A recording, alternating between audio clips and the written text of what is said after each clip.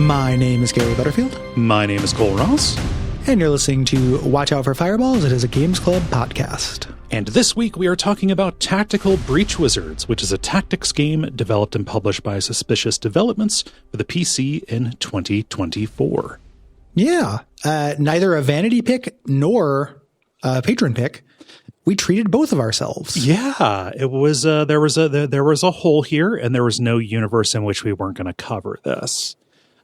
Heat Signature was a revelation. I was very curious about this after playing that. And I think when it came time to okay, so what do we want in that slot in January?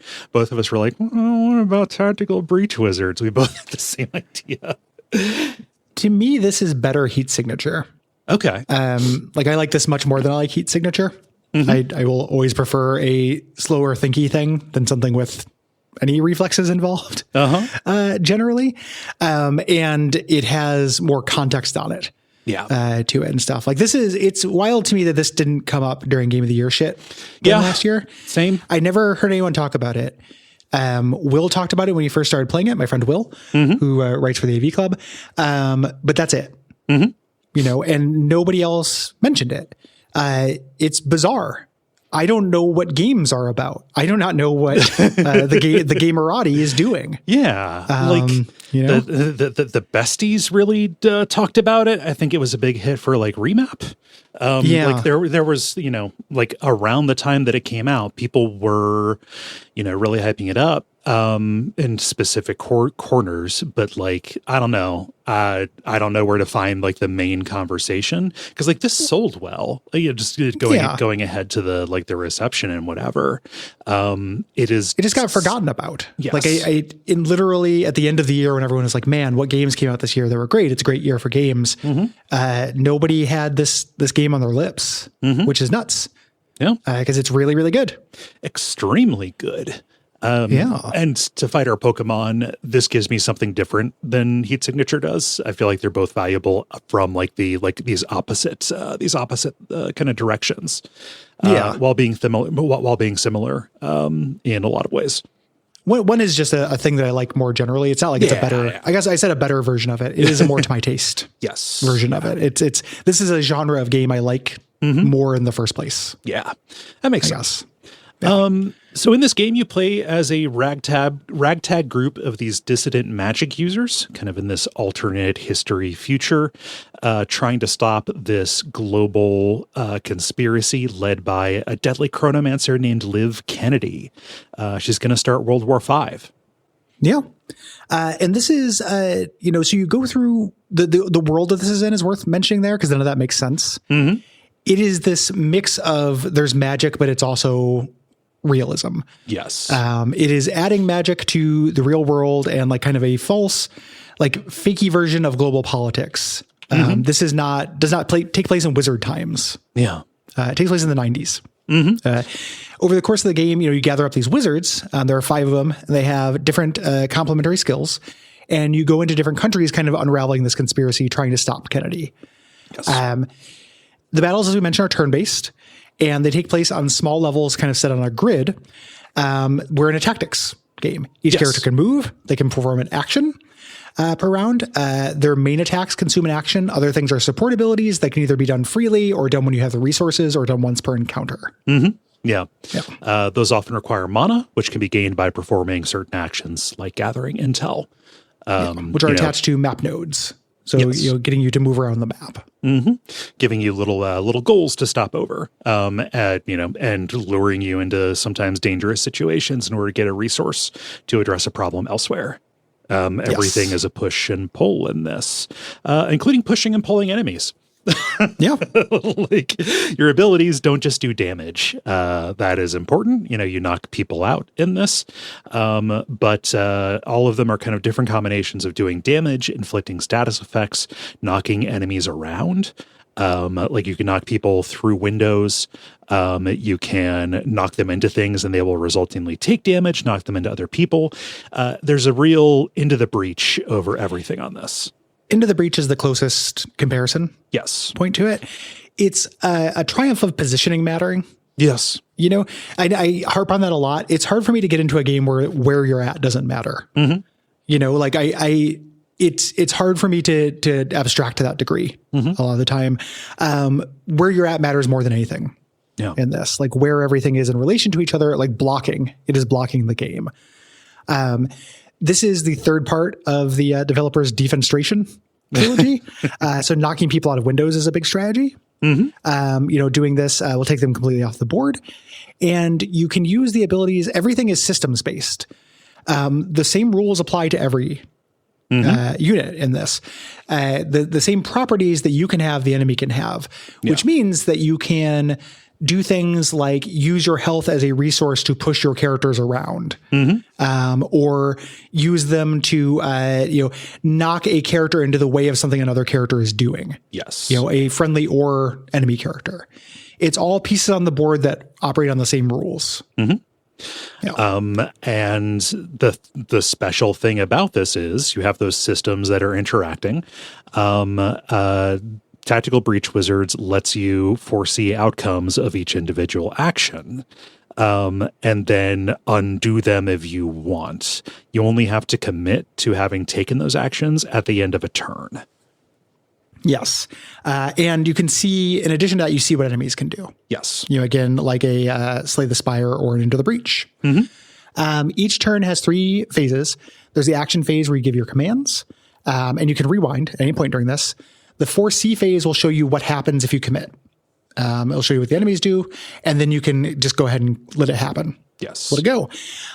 This is a tactics game with perfect information. Again, like an Into the Breach or like a Slay the Spire. Yeah. There's not randomness in this. So like Into the Breach, this is as much a tactics game as a puzzle game. Yes. You can experiment to your heart's content to see how things can do. This has a diegetic explanation in the game as well, which I like. Yeah. It's not just, a gameplay concern. Here's the way this works. Yeah. I love this. It kind of, it lets me try stupid shit. And trying stupid shit is the way that I learn these systems. Right? Like there are insights that I would not have gotten if I didn't say, well, wouldn't it be crazy if, and then tried it with no consequence, basically, which makes this sound very easy. I think this is on the easy side for the most of it, but I don't need it to be a challenge fuck kind of thing. The joy is in learning the systems. There are a lot of ways to create your own challenge. Yes. In it, between optional goals and then challenge levels that you can do. And in addition to just options, if you, for not for you, but for listeners, if you do want to make this more challenging, you can make it more challenging. It makes it sound like being able to rewind unlimited times makes it sound like there is no rigor to it at all. Yeah. And not the case. No. It's not balls easy. It's not super easy. It's a little bit on the easier side, but if you're trying to get any of these optional goals, it can get tricky. Yeah, it's just hard to figure out, and you're committing at the end of every turn. It will ask you twice, like, "Are you sure?" You cannot rewind, past this. You can get yourself into tricky situations. Yes. But getting into those situations is its own fun because you get to figure out how to get out of them with the resources you have left. Yeah. And as it going through this, kind of putting you through those different rigors, was going to teach you about the game in addition to just experimenting. Yes. Doing things like that are going to teach you things like that health is a resource, things like that. Yeah. Yeah. There's huge variety between your 5 wizards. Like, all of them have different power sets. And there's huge variety in the enemy types. They are all military SWAT kind of people. Like, you're going up against PMCs pretty much. And each enemy unit type has a specific behavior that will interfere with your actions. So, like, for example, the most common enemy you're going to run across, just the basic jobber, they're called trackers. They are people who will always aim at the nearest unit, and then take a shot in the 4C phase. You can manipulate this. You can take cover at the end of an action, so that will target somebody else. You can kind of choose your exposure, but where you end up and in what state is determined by where these guys find their way to and what they're pointing at. Yeah. It does a really good job, I think, of ramping up the complexity of these, and they eventually start introducing enemies that kind of break some of those rules and that end up being kind of more challenging. Each level is broken into zones, like different rooms you're clearing, and your abilities and health and mana will reset between the zones. Again, health resource. It is okay for people to die. If one person lives, you're okay. Yes. Zones have these various objectives. It's not always defeat every enemy. It usually is. Yep. But it's not always. Sometimes they'll mix it up.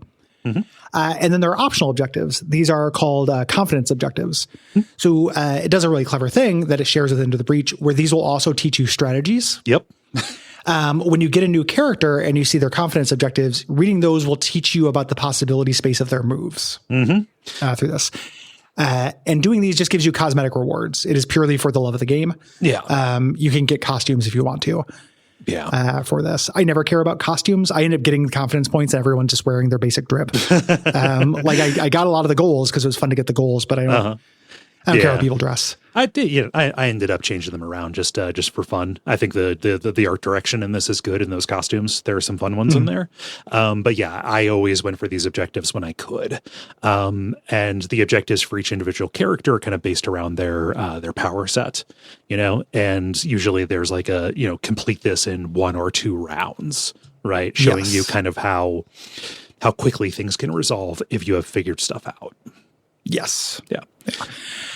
Enemies start out with a set position when you start the level. And then there are reinforcement doors. A lot of the times you have a goal to seal these. They will not spill reinforcements forever. No. They have a countdown. If you don't get to them, if you don't seal them, eventually they'll just stop. Yes. So it's not an unlimited kind of thing, but it makes you so you can't turtle up. You have to push into the area to get to these doors to seal them. You have to be next to them. Yeah, you can save yourself a whole bunch of trouble by stemming the tide. Eventually, you lose the ability to do this just because there are not doors to seal. It's just doorways, and somebody's going to come charging through them. Yes. Yeah. After your missions, you're going to get experience, which will get you perk points that can be invested in substantial improvements to your abilities. Every single one of these matter. And what's very important is you cannot afford all of the perks, even at max level. Yeah. And these can be riders on your ability. Your ability will do the same thing plus something else. Really notable and powerful among these are anything that refunds the mana cost. You can kind of break the game with a couple of these. Non-derogatory. Yes. Again, that kind of contributes to a little bit of the easiness, but you have to figure out how to do it. Right. Yes. The game doesn't tell you this. No. And it's fun. It's fun looking at these. It's fun when a new ability unlocks.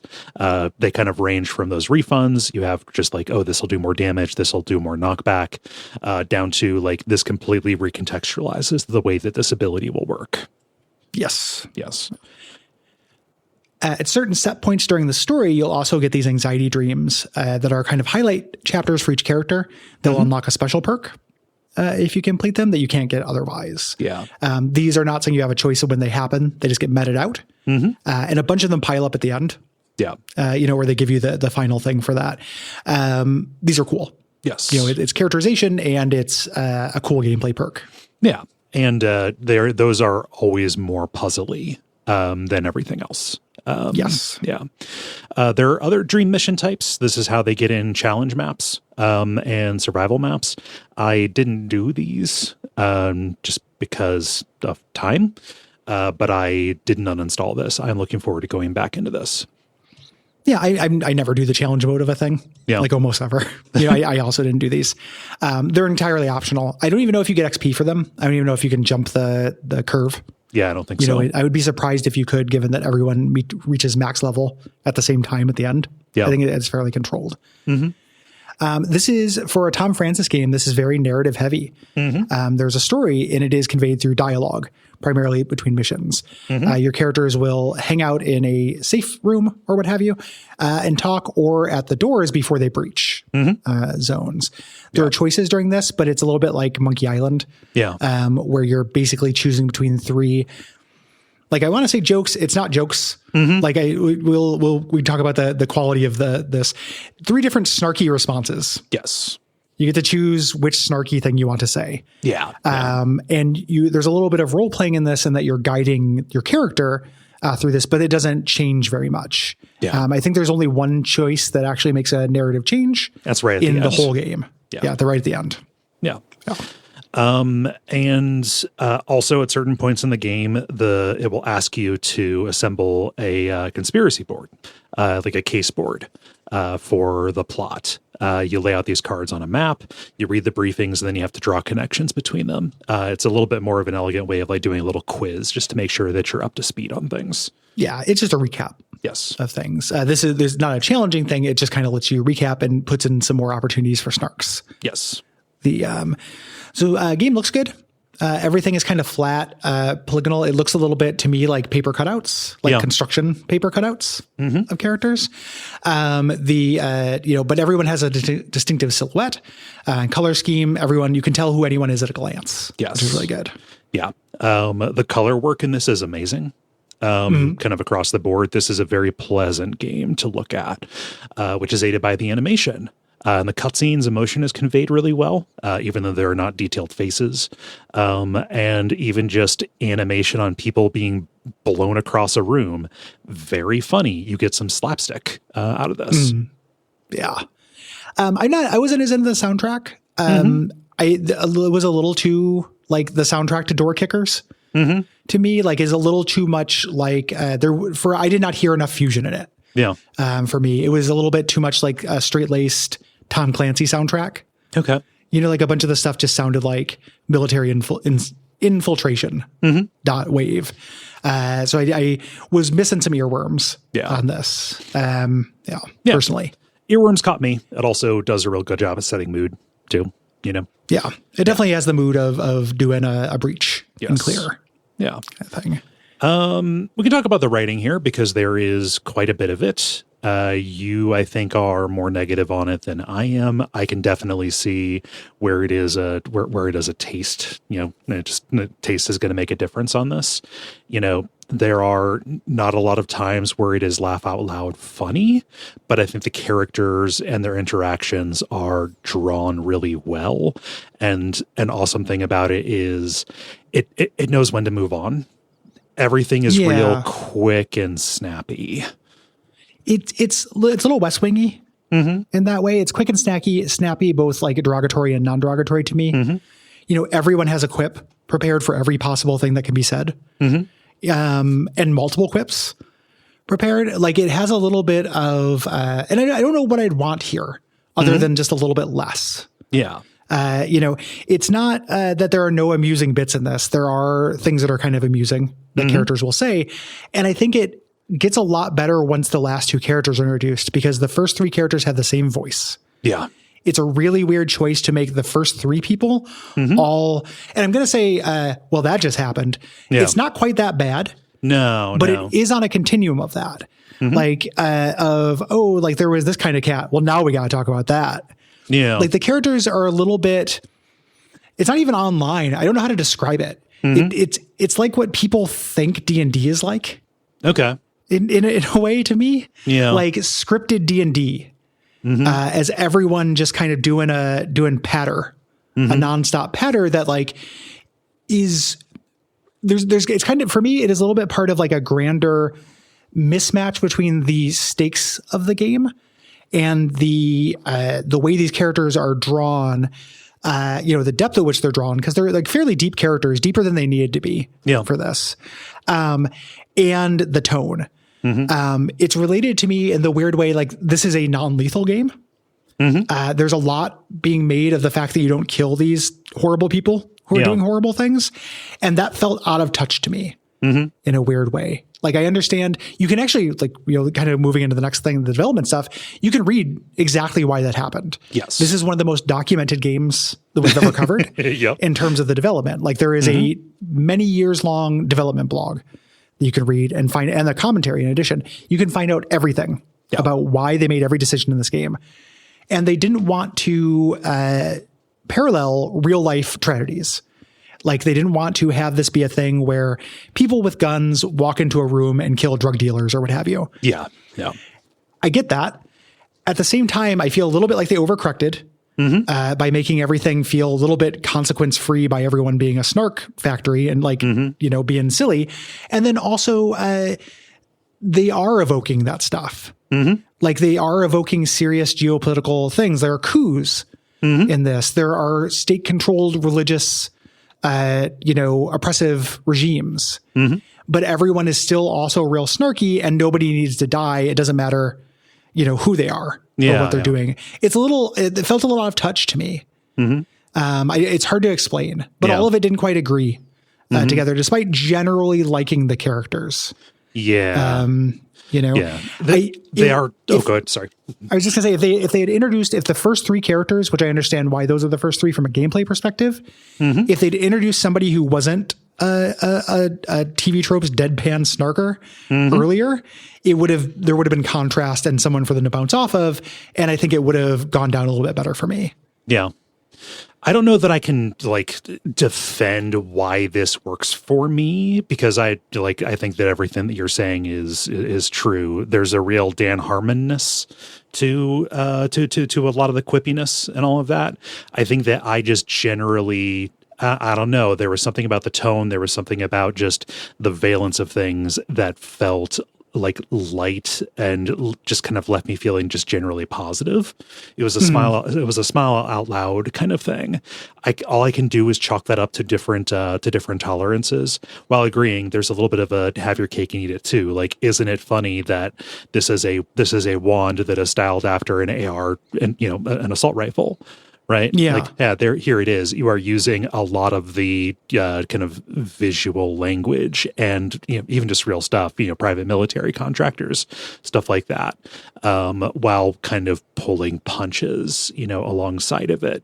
It is kind of trying to play with that dissonance, I think, but in the end, it feels a little bit like those two things that are disparate from each other are kind of undercutting each other a bit, right? And it's really obvious that yeah, exactly. And it's a thing where that came from the development. Like this game at certain points was both, and that's, I think, what causes that dissonance. An earlier version of this game was a more straight-laced door kickers kind of thing. And then they decided to lighten it up. Yeah. And the elements where they kept the plot where it was not lightened up are what I'm kind of noticing. Yeah. In this, there are parts that I think are genuinely amusing, and there's, I guess the other bit of it, just in terms of tolerance too, I mentioned this before, but it's worth underlining, is just the sheer preponderance of it. Like for the first half of the game, nobody lets up with this. Eventually that does happen, but there's something that's a joke a minute to me can work for me in a Gremlins 2. Like something that I am engaging with primarily as a comedy. Yeah. Like I want to have that kind of density of jokes, or Monkey Island for that matter. Like this didn't feel the same to me. I wish it had just lit up a little bit, foot off the gas a little bit with everybody being sarcastic. Yeah, I could agree with that. Just a little bit more variety in the tone and introducing, different voices a little bit sooner, Yeah. And Snark is hard to do. Snark is it's the kind of thing that everybody who starts writing thinks this is what makes great writing. Yeah. Is having every character be this kind of on. You get there's a Diablo Codyism. That's exactly what it is. It felt like Juno at points. And I can't abide a Juno. Yeah. I don't want every character to be talking like that to each other. Yeah. You're like, hey, not everybody can be Jeff Winger. Right. Yes, like exactly. just you want to sit all these characters down and say like there needs to be different comedic roles if this is going to be a comedy. And the thing that was like frustrating is they do that eventually. Like as soon as they introduce the fourth character, like Yahtzee, we have a character who takes this seriously, who other people can bounce off of. They're still funny. They're just funny but not because they're a sarcastic, somebody who's always got a quip. Yeah. They're funny because of their characterization rather than they're trying to amuse each other. Yeah. Even with that flatness, for me, something that really worked for me was like the relationships between these characters and the way that they played off of each other. Like there is a history between a lot of them. Each of them feels like they are, a part of the world that they were pulled out of, Yeah. So that's another thing that I think led to, led me to kind of be positive on this. Yeah. I'm not in general, like if I was grading on pass fail, it's pass. Like this could be as long winded as it is now and not be a little bit amusing and it would be horrible. Yeah. It's still better than average games writing and dialogue, I think. It's just not, again, not how I would have done it. We want to work that into our vocabulary for 2025. It doesn't, not necessarily that it's bad. It's just not how I would have done it. Yeah. It also, we talk about being long-winded, like it is not presenting paragraphs to you. I like how bite-sized all of the lines are. Yeah, it's all dialogue. Nobody's presenting stuff, kind of long and uninterrupted, right? Yeah. And I think that makes it feel like it is going faster than the word count would lead you to believe. Right. In terms of it, the feeling that the pacing of it talking, it's more the number of breaks, not the actual quality of the breaks you're taking. You're not taking long breaks to have long bits of exposition. It is very frequent that you stop for dialogue through this. Again, not the end of the world, not a huge deal, just a little bit more tuned than I would have wanted it to be. Getting into the development details, pulled some details from this from articles by Jeremy Peel at PC Gamer and Bryant Francis at GameDeveloper.com. What's weird is when you go and look for interviews, there are not a lot of them that were done because everything is documented in their blogs and stuff. Yeah. Tom Francis is one of the most studious chronicler of his game design processes. It's great. Yeah. This is the second game we've covered by the studio, by Tom Francis' studio. In 2021, we covered Heat Signature for episode 343. It's a good game. Play it. Yeah, super good. Yeah. Like I like Heat Signature a lot too. This being more to my taste is not me trying to damn Heat Signature. Yeah. And someday we'll do Gunpoint. Gunpoint's also really neat. Yes. It's definitely a little bit more primitive in terms of like the graphics and layout and everything, but Gunpoint is really cool. Yes. Tom Francis is a cool game designer. Yes, and he is one of those game designers that came from the world of criticism. He used to work for PC Gamer. He still contributes to the Crate and Crowbar podcast. His work comes across as the product of somebody who very studiously observes games and knows what works for them and what doesn't. Yeah, has a really good blog. And has for as long as, I've been aware of games, basically. Yes. So he decided he wanted to make a tactical game because he loved XCOM 2. He wanted to make something that was like XCOM 2, but a little simpler, where he didn't lose team members for reasons that felt arbitrary. He is on team, does not like randomness in XCOM 2. Yeah. The concept for having military wizards was a running joke from the editors at PC Gaming. I think talking about like the Rainbow Six games that came up. Yeah. And as we mentioned before, this was announced in 2019 as more of a SWAT game, more of a door kickers. Your wizards were doing raids on terrorist hideouts and drug dens. Jen, the main character of this, was originally conceived as an ex-cop. Yeah. But the political climate changed. Yes. 2020, George Floyd was murdered and there were protests around this. And they're like, we don't necessarily want to play with that kind of imagery or handle that kind of live ammo. Yes. Instead, we're going to do this kind of espionage thriller and lighten up the tone quite a bit. Like, let's Terry Pratchettify it about 40%. Yes. Yeah. And they like there are drafts, like they attempted to like, okay, well, can we make this game about that? Can we make this game about, the ways that, police and military fuck with citizens? And it didn't work for them. They wanted to kind of sidestep it. Yeah, I would have liked to have seen that version. I'm glad they didn't. Yes. I think that would have been tricky. That dissonance of feeling like, having Steve the traffic warlock in the same game with a clear George Floyd parallel. Yeah. Would have, that would, that doesn't seem like it would honor the series, honor the gravity. Swipe left on that. Oh, man. Yeah. A lot of the development happened out in the open. Like we said, this is very well documented, and there is a commentary mode in the deluxe edition. I think I'm going to do that upgrade for when I play this next, because I could see doing that maybe on a harder difficulty. Yeah. Yeah. Same.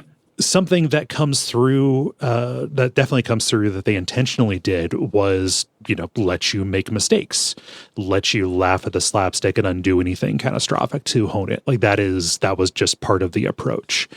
They were not sure exactly how much information they were going to give you when they, set out. Like it was going to be like all experimentation to see what would happen. There are more interface cues than they originally set out to have. But they wanted you to know what was going to happen so you could mess around. It's really interesting thinking about this in terms of the context of myself as somebody who loves XCOM 2, because the primary thing these are separated by is that quality, right? That's the one they talk about, is that, he set out to make it this way. He didn't want to lose characters arbitrarily. Yeah. That is not the area, but I don't have a preference between those two things. Like I love XCOM 2. I wouldn't, fight these Pokemon. Yeah. There's no reason to pit two bad bees against each other. The main difference to me, the thing that Tom Francis doesn't talk about as much when he talks about the genesis of this, is that positioning and systems-based aspect. To me, that is the differentiator between this and XCOM 2. I love that you can make mistakes in this and take things back. I love that there's not randomness.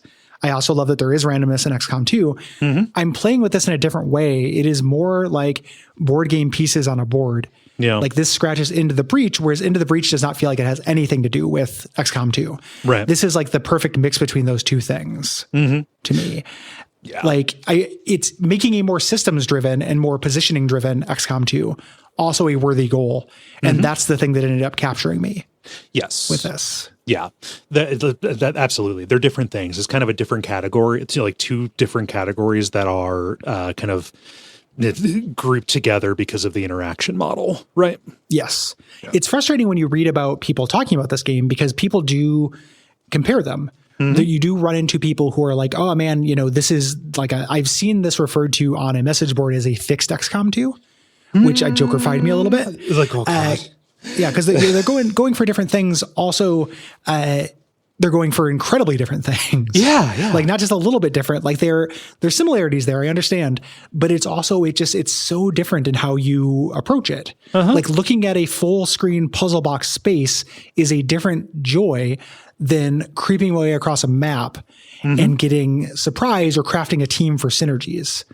Things like that. Like it's just it's interesting. The way these games exist in conversation with each other is really interesting. That was the way I was going to put it. Yeah. Reading about that being intentional, that him setting out to make an answer to that because he loved it is really fascinating. Yeah. Just because the things that are emphasized are not the things that I'm noticing the strong difference with. Yeah. They exist as a point counterpoint, and I think that something great came out of that. Yeah, same. Yeah. This took a long time to make. It was, by the time I learned about this, it was already 3 years in development. They even talk about this in the credits, saying like, hey, this took an absurdly long time to make. Thank you so much for your patience. And it makes sense because this is the studio's, kind of most quote impressive game to date. Graphically, just the most polished thing they've done. Yeah, that's probably the best way to put it. Yeah. So it reviewed really well. The Metacritic is 88, sold really well. At one point, it was the third best selling thing on Steam, which is really good. And then everyone forgot about it last month when everyone was talking about best games of the year. Yeah. I said, we didn't fucking forget about it. It just takes us a while to get to things. Yeah. We don't, I love not doing things when they're new. I hate newness. Patient gamers, not just for money reasons, just because it's virtuous. Yes. This is your chance to offboard if you don't want to know the story. The story is not, it's not like we're spoiling Silent Hill 2's story. It's not like it's going to have those kind of emotional punches, but unqualified recommendation. Yeah. we're going to talk about all the ins and outs of this, and we're going to talk about strategies that you'll have more fun discovering yourself. Yes. This is a really great game. It's a snack. I think my play clock was like 13 or 14 hours. Yeah. It's really easy. It goes down really easy, and it's very good. I would recommend it if you like tactics stuff at all. If you like Into the Breach, this is the closest successor that I've found to it. Yeah. No disagreements. I think I would be more worried. I'm more worried about spoiling gameplay stuff than story stuff on this. Because getting new characters and figuring out what their whole deal is one of the great joys in this. Yeah. And the story stuff, like some of it can be clever. It's clever, but none of it's going to be a gut punch. Yeah. We're not here to tell you, again, like a Silent Hill 2 kind of thing, that the emotional resonance is reliant on you going on that journey and getting that gut punch. Yes.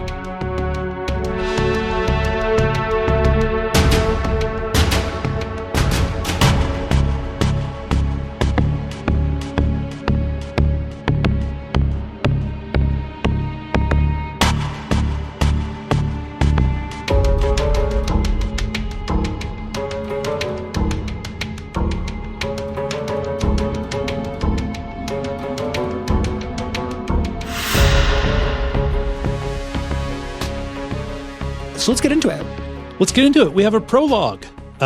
This is taking place a couple of years ago on a body of water called the Jodasa Strait.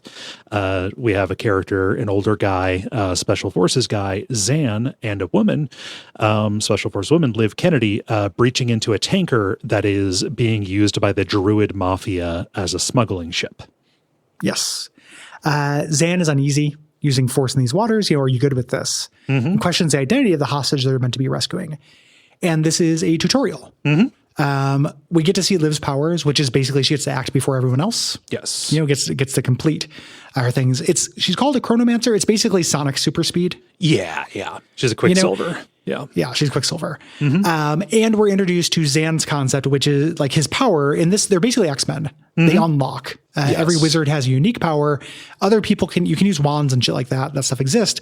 But wizards have a superpower. Yes. And Zan's is this foresight. It's the justification for the being able to undo actions. He can see about a second in the future and then decide not to do that. Yes. And that's how you can, while you're standing at the door before a breach, like get a sense for what's going to be coming up. Right. Yes. I like that, how minor being able to see 1 second into the future is, but the kind of big effect that it has. Something that I kind of made a note of before, but I forgot to emphasize. I really wish that this had zone recaps, show me a replay of what I did, kind of like in real time. In real time. Yeah. It would look cool.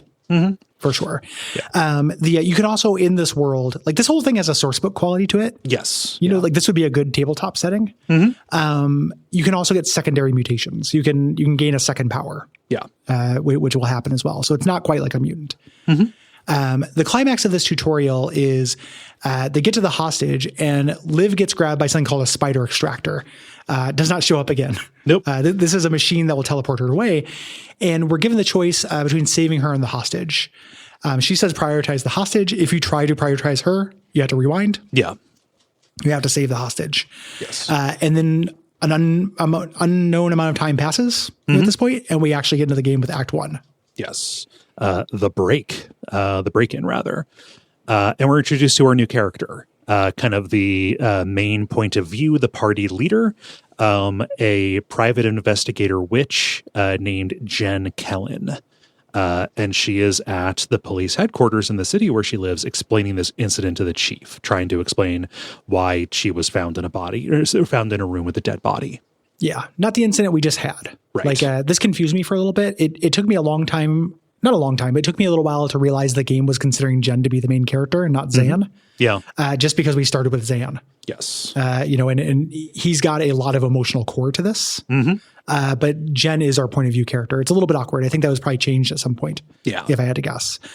So she was hired by a woman to rescue her brother Wexler, who had gone missing. She arrived just in time to find somebody who was matching Liv Kennedy's description, kill Wexler, and then blink out. Yeah. And the responding officer doesn't want to hear it. We're doing a little bit of this Terry Pratchett, magic and mundane, humor. Like he's doing bureaucracy. Yes. There's a stasis hex on our car instead of a boot. Like she can't move her car. Yeah. And then Jen points out like, hey, did you notice that the station is on fire? And the person who's attacking when you go into the next room is a less lethal pyromancer. I think that's very funny. That is very good. The fact that he uses mild fire is quite clever. Yeah. He's here looking for Zan Vesker, who's a Navy seer. And you find Zan in the next room, and 3 officers are aiming their gun at him. They think that he is the one who assaulted the station. He just happened to arrive at the same time. Yes. And we get Jen's deal. Jen is about pushing people. Mm-hmm. She does not do direct damage to things. She just moves people around. She has her main attack, which will move somebody 2 spaces, and then a chain bolt, which will move multiple people 1 space. Yeah. In a row. And the order that you attack them in, like the path between them, will determine which direction they go. So finding the right configuration to hit those targets, or to get to somebody who is slightly out of view, is really fun. Yeah. It can go around corners. You can target people you can't see from your position if you target somebody that's on the way. Yes. To them, basically. Yeah. Zan says, the team, Liv's team, is the one who's leading the attack on the station. She's the most dangerous person on the planet, and she's trying to start a war. Yeah. In the next room, we breach. So we learn about this, and we learn about Zan's predictive shot skill, where you can, at the end of a round, you can set him up to fire in a direction if anything enters it. Yes. It's kind of important. Nothing can be in it already. No enemy can be in it. And it's the last thing he can do. Yeah. You can't set that up and then do anything else. Also can't be in cover when you do it. Yes. So you're risky. You're a risk, but it does tons of damage. Yeah. And you can use Jen to lure armored cops into the line of fire, and push them into the line of fire. It is a neat ability that I constantly found new ways to use. Like you can, if you can't move the enemy into the line of fire, you can position Zan like 1 square off and then use one of her abilities. She gets a damage-free way to move people in something called gale grenades. So set Zan up to do a predictive shot in a direction, 1 square removed, and then push Zan into, push Zan, 1 square over so that the laser lines up, and then you can execute the shot. Everyone's abilities later eventually interface with this, which I think is used really cleverly with the unboss of this. But she can push people into it or push Zan. Everyone can do something with this. Yes. And get like straight out into the breach. Mm-hmm. Like these characters just have mech equivalents, the kind of things they can do. I'm like, oh, this is the science mech that can swap positions. So Jen is leading us to the cell where they're holding the doctor who killed Wexler. Mm-hmm. She wants to find out why the doctor did it. But there's a sudden explosion and the cell is open and the doctor is gone because Liv Kennedy took her. Yes. Just instantaneously, just a huge burst of action. Yep. And we need to escape. We're now on the run from the law. We debrief in the subway. The doctor that we then went to rescue is named Dessa Banks, and the police think that she was patching people up for the Druid Mafia. Yeah. Zan mentions a little bit, Kennedy was his old commander. He thought that she was dead until she showed up pulling these heists for this organization called Reactor, which is a PMC. Yes. Zan and Jen know each other. They were both in the service together. Yes. Not going to harp on this the entire game, I promise. The entire episode. Them being kind of snarky and having this rapport worked for me. Yep. It's only when they introduced the third character who is very similarly snarked out that it started feeling oppressive to me. Mm-hmm. Them knowing each other was enough. I was like, these guys are busting each other's balls because they're friends. Mm-hmm. We run into a little bit of Paper Mario. The best joke you can make about somebody is that they're old. Mm-hmm. Zan is old. Yes. And like, don't bring up my age. There's a little Lockhorns going on with them. Yeah. They stay at Zan's mom's place, and you start putting together your evidence board, trying to figure things out. Jen can locate Banks as long as Jen gets some newt blood or newt bones and a vial of her blood.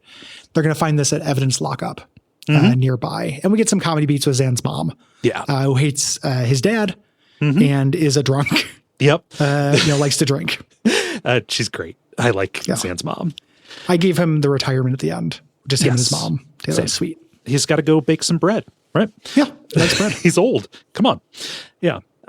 So when you get there, they've heard about the assault on the precinct, kind of across town there. And they have us at gunpoint. And Jen says, now they get efficient. Yep. Yeah.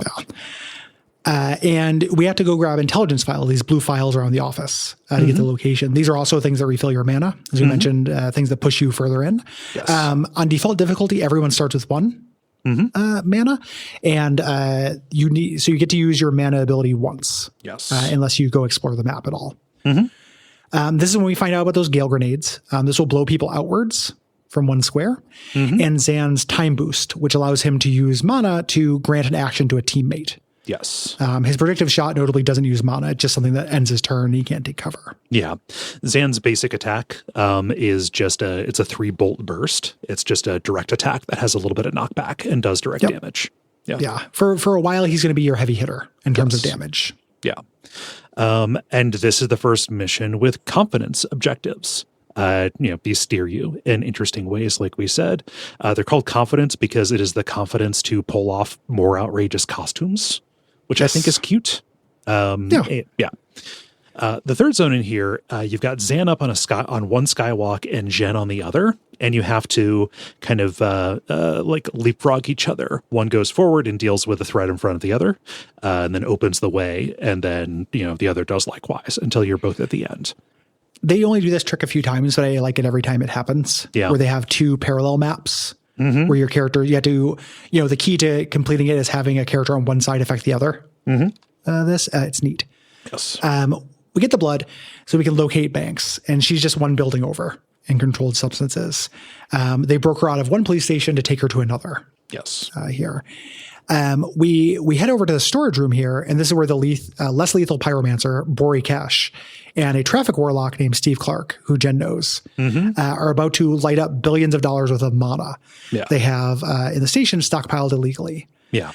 Here. Steve Clark is dressed up in a traffic, like a yellow. Yeah, high vis. High visibility. And this is our first kind of boss fight at the end of the act. Yeah. He wields a big staff that has a traffic light at the end of it, and his one ability is to summon a ghost car to drive across the map. Full of skeletons. Yep. Like it's a doom buggy with a bunch of skeletons hanging off it. I like this. This is cute. Yeah. I love Jen's just utter hatred for Steve Clark as well. A running joke of this that works for me is Steve Clark's really good at hearing, is that them talking shit about him in the breach section and then him overhearing. Yeah. That's cute. Yeah. They're here to light up this mana. Mana in this world is kind of it is a substance that is harvested, but also mixed up artificially. That is like a drug that will temporarily give magic powers to somebody. What is the X-Men equivalent of that? Mutant growth hormone. Gotcha. This is kind of an X-Men tactics game. In a lot of ways. Like we got that with Midnight Suns. This is kind of another attempt at X-Men tactics in a lot of ways. The pyromancer leaves with Banks, so we had to fight Steve Clark, the traffic warlock. He's really easy. The arena is really long and narrow, and you get to see the lanes he's going to attack. Yes. So just don't be in them. Here. The reinforcement doors on either side of the storage room, and you have to work your way up to seal them while getting Steve into a place where you can knock him out of a window. Yes. And because the reinforcements are coming in, you can obviously put them in the path of these skeleton cars as well. And you want to. Yes. Yeah. So we deal with Steve. We get him out the window. Whenever Steve is present, Jen will have her confidence objective will be about something with him, which is fun. And after the mission, the blood tracker that she has on Banks updates in real time, saying that she's in a reactor helicopter heading north very quickly, and they are stuck in public transit. Yes. As they get there, they get to the mom's place. She comes home. There's some kind of shtick, and they talk. She says, why don't you tell your friend about how you unlocked? And Zan tells his origin story. It was during a bomb defusal. Yes. He went to clip a wire and had a vision of himself blowing up, and then went to clip another wire and had the same thing, and then eventually found a wire that didn't. And you kind of learn a little bit about how your X-Men powers unlock in this. It's not, it's when you need them. Yes. To happen. It's under great stress. Yeah. Yeah, it's not just a puberty thing. So we're on a ferry to a city that has the black site where Dessa is headed, where Banks is. We talk about Jen's cat, Daryl. She has him in this carrier, because we're on this globe-trotting adventure. And why Zan, how Zan found out about this and, what motivated him. He normally can only see a second or so into the future, but occasionally he gets these flashes from further out. And he got a flash of himself kneeling kind of defeated in front of this huge memorial to thousands of people who were lost in a nuclear war that happens 1 month from today. He got this vision, there's a date on the memorial. He has to stop whatever is going to happen before that date. Yes. This starts Act 2, Extraction. And we get our first dream sequence here. It shows up as a title card. It says Zan's brain, deal with it. And Zan's power sometimes pulls him and other casters into training missions while he sleeps. This is basically giving you the dream screen, which is optional challenges with kind of difficult puzzle conditions. This one's real easy. Something that we didn't mention before in terms of the difficulty of this game, not only is it very modular in terms of individual options, you can skip any mission. Yeah. I didn't have to do that. It wasn't too difficult for me. But if it is, like if you're intimidated by any of this sounds fun, but you're not a tactics person, you won't lose any of the story if you just run to a mission that fucking drives you nuts. You can also just lower the difficulty for that mission. Yep. And the options are pretty robust. Like you can double your health, double the amount of mana you start with, things like that. Yeah. So don't be put off by thinking this will be too hard. Yeah, it's an inviting game. Yes, very much so. Yeah. I didn't do any of these though. I didn't care about them. Any of the training dreams, I'm not here to dream VR scenarios. Yeah. Like this one is trying to say like, okay, well, Jen can do a whole bunch in one turn. That's why most of her confidence objectives are to resolve things within a ridiculously low number of turns. And here it's like, okay, clear these 3 enemies in one turn. There are lots of windows and you have to like get into the right position and use a chain bolt to make that happen. Yeah. We get to the black site, and this introduces us to turrets. These can be taken over with control panels, or if you stand next to them, you can turn them off. And they will aim at whatever's closest. They're kind of like the trackers, except I think they're the first.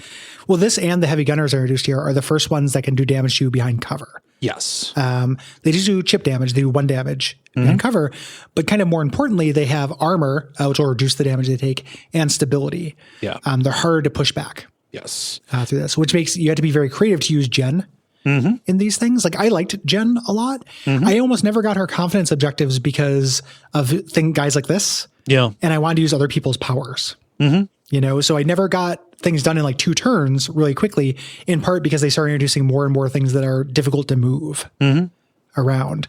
Yeah. Like she would deal with the lightweights. But they start really kind of hammering these guys on. Yeah.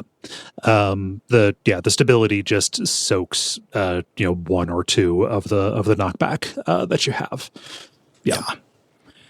They also throw out a grenade that does area denial. It'll show a 3x3 area that will blow up at the 4C phase. So you got to get out of that before, unless you want to get hit. Yes. Zan gets a new ability here, at least one, it's not new to him. It's just like, okay, here, we can apply this because we have these turrets. A game-breakingly useful ability called False Prophet, which lets him send out a duplicate to draw fire. Yes. If you have this at the end of a turn, you can save your characters. This gets broken 3 different ways with his upgrades. Initially, this is fine because it's kind of a get out of getting shot free once in a thing. But you get a thing where if it gets destroyed, you get your mana back, meaning you can then do this every turn. Yeah. That is overpowered. And then you start giving it abilities like it will shoot before it gets killed. And then you get a thing where whenever one of your teammates shoots, Zan will shoot. Yep. And this counts as one of his teammates. And it counts as him. So eventually you can use this every turn to get 4 free shots on something. Yeah. Basically, it's a little ludicrous. That felt overtuned to me. Yeah. They eventually start making it so they eventually start taking Zan out of the mix when you get into like team ups. I think probably specifically because of this. Yeah. When he is present, there's almost always going to be something special that makes this a little bit less of a desirable thing to have or to lean on. Yeah. I still got so much use out of it. Yes. Like it's very, very useful, especially once upgraded. Before the third room, we noticed that we have some little bite marks on us, but we can't do anything. Our ride's gone. We can't turn back. Something happened to us on our way. Yeah. And then at the fourth zone, poison starts to kick in. Zan is affected first. He has less movement, and he'll take 1 damage at the end of every turn. And, this is in a room that introduces snipers who basically have Zan's predictive shot. Yeah, they just post up in a place. If you enter that, you get shot. So you have to take them out from a different angle. Yeah, through this. As you get through this, Zan doesn't make it through the mission, and Jen, who gets to Banks, the character, the medic, says revive him, but Banks shoots him, and then shoots her. Yeah, but this is a fake out. We cut to a bar later where she's Dessa Banks, the character, is talking about how she was a surgeon who tried concealing a degenerative nerve disease until one day she made a bad cut and killed the kid. And the camera angle changes. She's talking to Jen. Yeah. And Zan at the bar. Yeah. And she explains her power. Yes. Here. After the kid died, she's like, oh my, I wanted an undo button. I wish I could just go back and not take that surgery. And time jumped back an hour. The time did, the body did. Yes. Yeah. Yeah. Time doesn't. She can, if somebody has died within an hour, she can put them back an hour before. Yes. Her power only works if the person is dead. So in killing the kid, she rewound the state of his body by an hour. So he could actually, get surgery from somebody who wouldn't kill him. Yeah. Or try again. Yeah. And it wasn't in killing. She kills and does this. Yes. It's a little bit complicated. So she carries a gun around. Before she uses this power, she always shoots somebody there. Pulls back Zan's here as well. She always insists she's not a necromancer. She's a necromedic. And we get these mission complete things where, these are all in the same. These are in the snark voice. These got annoying to me personally, where it'll give you a couple of straight-laced mission complete things and then do a joke one. Yeah. Are we going to pretend like we planned that? They're a little, are we going to talk about the big demon that came in? They've got that tone to me. These generally worked for me, just a mission complete, get entire team fatally poisoned and shot in the head. Not in the plan, but yes, complete. Yeah. It's that kind of thing. Yeah. People who listen can judge whether you like that. Yes. Like if that's a thing. No judgment to you, obviously. Yeah. Just and not made of stone. It was a preponderance of them. Yeah. It was getting piled on. It was a matter of degree, not type. Yes. Every mission has the same joke. Yeah. In it. Not the exact same joke, like not part of the plan, but complete, but like an iteration on it. Also fun animations at the end too. Just like little tableaus that you get. Everybody hanging out. Yeah. I don't know. So Zan gives Jen his dog tags. These are his magical vessel. These are things that if somebody else has them, they can get a little bit of of those powers. This is how we can use foresight even if he's not in the party. Yes. And we have our third party member here. So we start getting mix-ups. It doesn't mean that you're always only going to have 2 people, but we start getting sometimes kind of arbitrary feeling pairings for people, like arbitrary narratively. Yes. Like I don't know why these 2 are together or why did they bring their full force to this. In the morning, Zan says he's got to go pay the contact for the ride. And Dessa says, listen, you only half rescued me. I have things I need. I need Ghost Skull Gary and the tibia of trauma transference. Yeah. The skull in your bag isn't Ghost Skull Gary. Does that skull look like Gary to you? I get the comic name. I firmly believe anyone can be a Gary. Yes. Through that. Not true.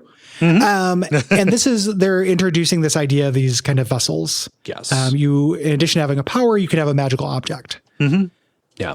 And these are part of her kit. She has a revolver, but to revive somebody, she needs to have that skull in order to get this. Like she can't shoot somebody. She has a revolver that she cannot use to shoot somebody who she's not reviving. Right. Yeah.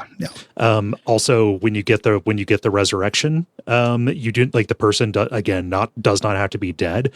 If you need, if they're on their last legs and you want to, keep them going, you shoot them and then revive them back at full health. With this, with mana.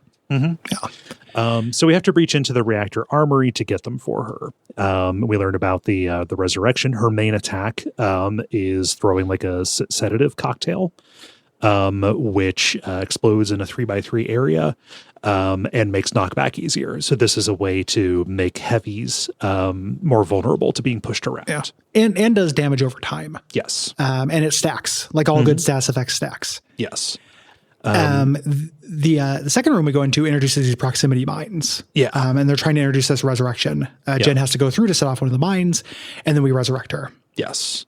You're going to be sending your characters to intentional death a lot. Which means that if Banks dies, that is you can't have that happen. You always have to rewind. It's not it's not, you can let anyone die in between missions as long as one person survives, but she ends up being the most valuable teammate because she's able to bring back anybody else. Yes. Yeah. Her other ability is called Death's Door. This will create windows and walls.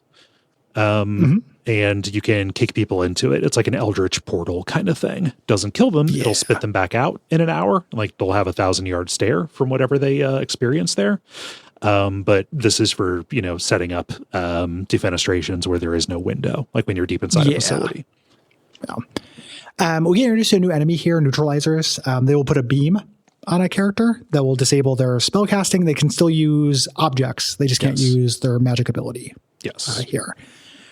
The conversation before this has Jen explaining these channels, these individual little items and vessels. And here's a joke that didn't work for me, just because the character is being too silly. Banks is like, "Oh, like your broom," and she's like, "What? I had a broom with me the whole time." Like that is too silly to me. Yeah. Again, just like, come on, man. Like, are you taking this? There's a big world war happening. There's a memorial with tens of thousands of dead people from a nuclear war, World War V. Like, you should remember that you have a thing with you. Yeah. I'd rather she found it.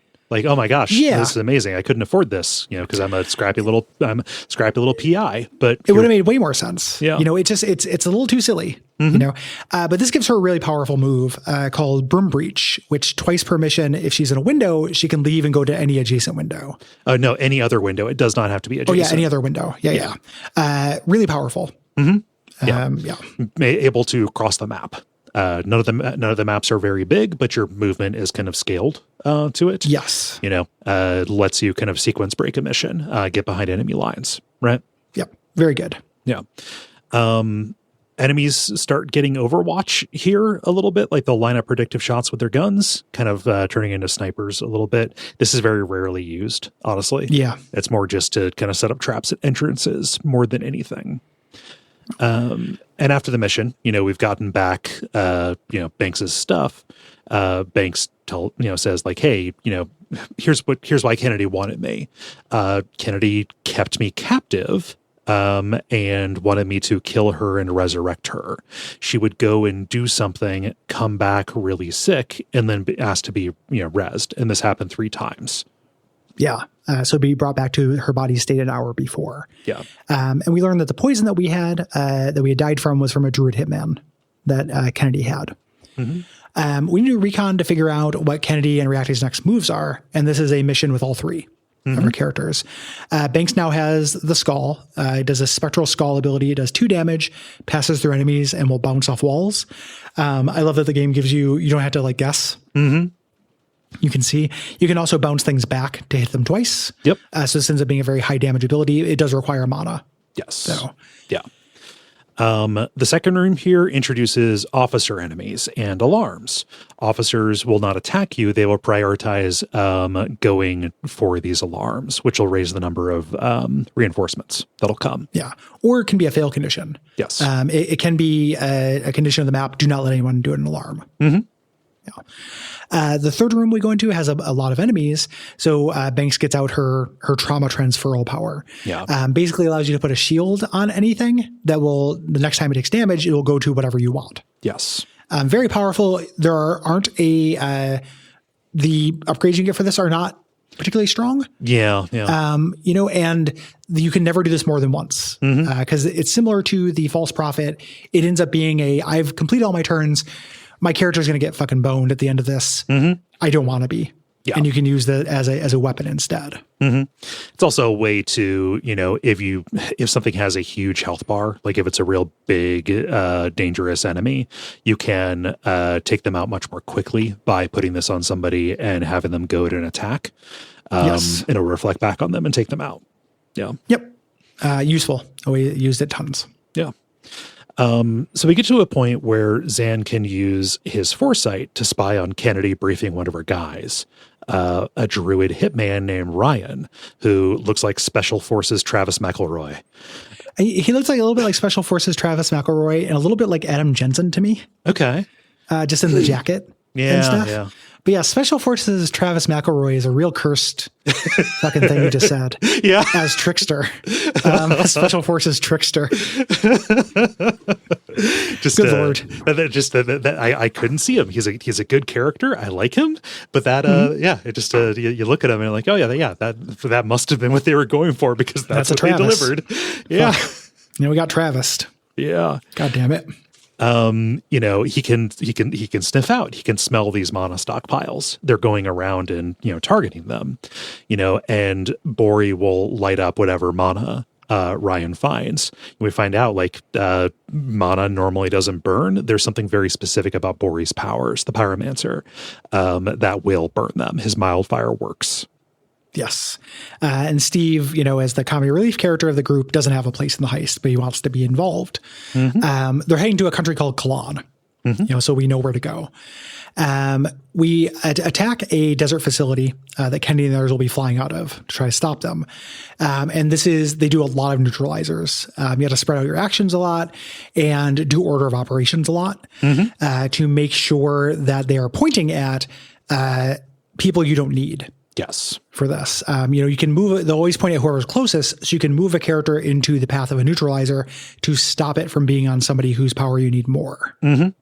Target prioritization will also sometimes be whoever has moved most recently as well. Yeah. It just kind of depends on the enemy. I didn't make a note of what the main distinguishing factor there is, but yes. Yeah, order becomes very important. And this leads to our big kind of showdown with Bori, with the Pyromancer at the middle of this facility. Yep. With Steve. Yes. So a double boss fight. Yeah. We find out that the Pyromancer, the way this fire works is that it hurts you when you do things. It doesn't you won't burn alive if you don't do anything. And he has to keep it focused. So if we take him out, the fire will be put out, but there's no other way to put the fire out. Right. Any light stuff on fire, it lights up in a small cross pattern and it throws like a grenade.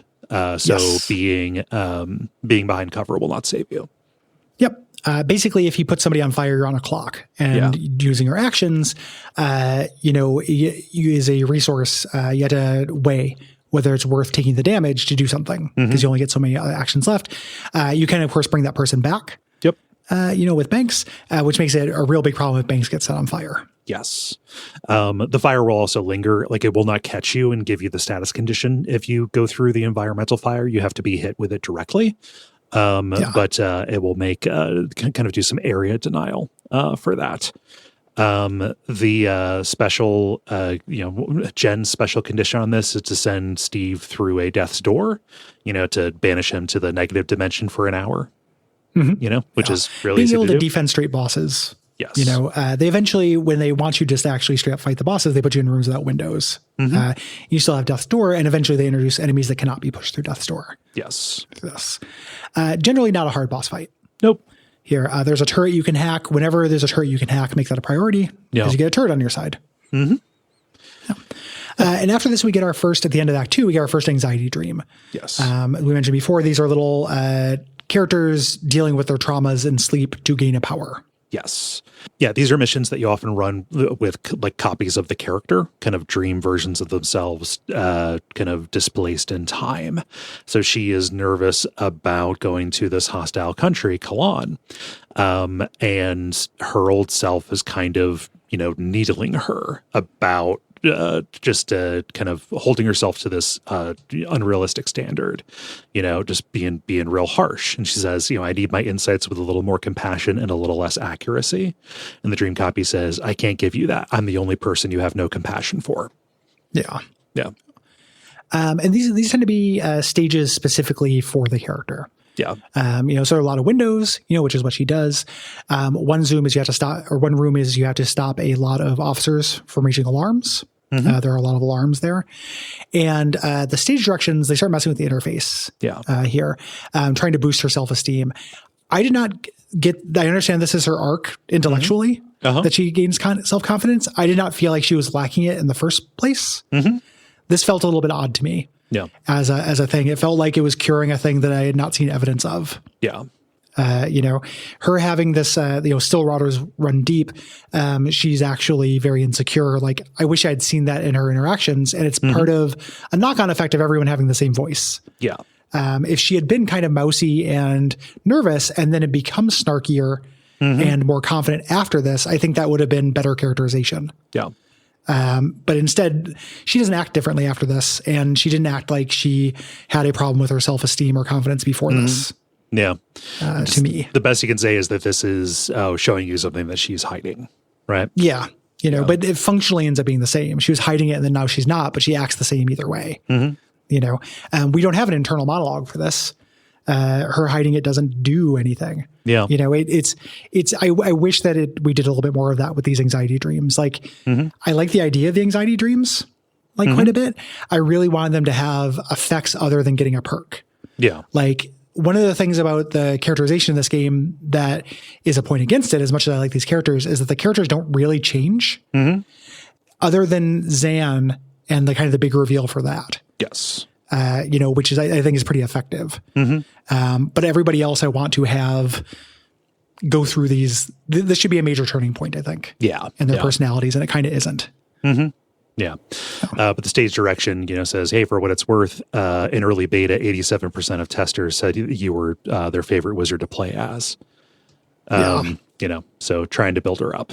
And the final zone has her worst nightmare, to Steve the Traffic Warlocks to deal with. And there is a special, confidence mission, perk mission, to get them to hit each other, which is fun. Yeah. And you get your unique perk you get for this is the super chain, which allows you to chain 6 targets if you have 2 mana. So you can basically double your chain lightning. This introduces us to Act 3 Resistance.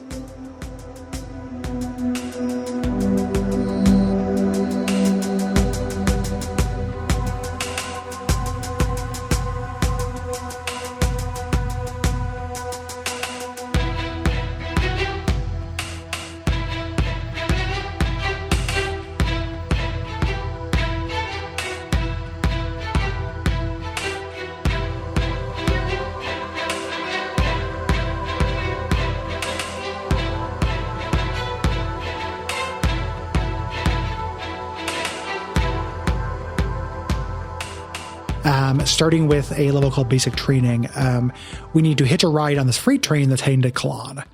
And it's the only way to get there. This is a lockdown country. Yes.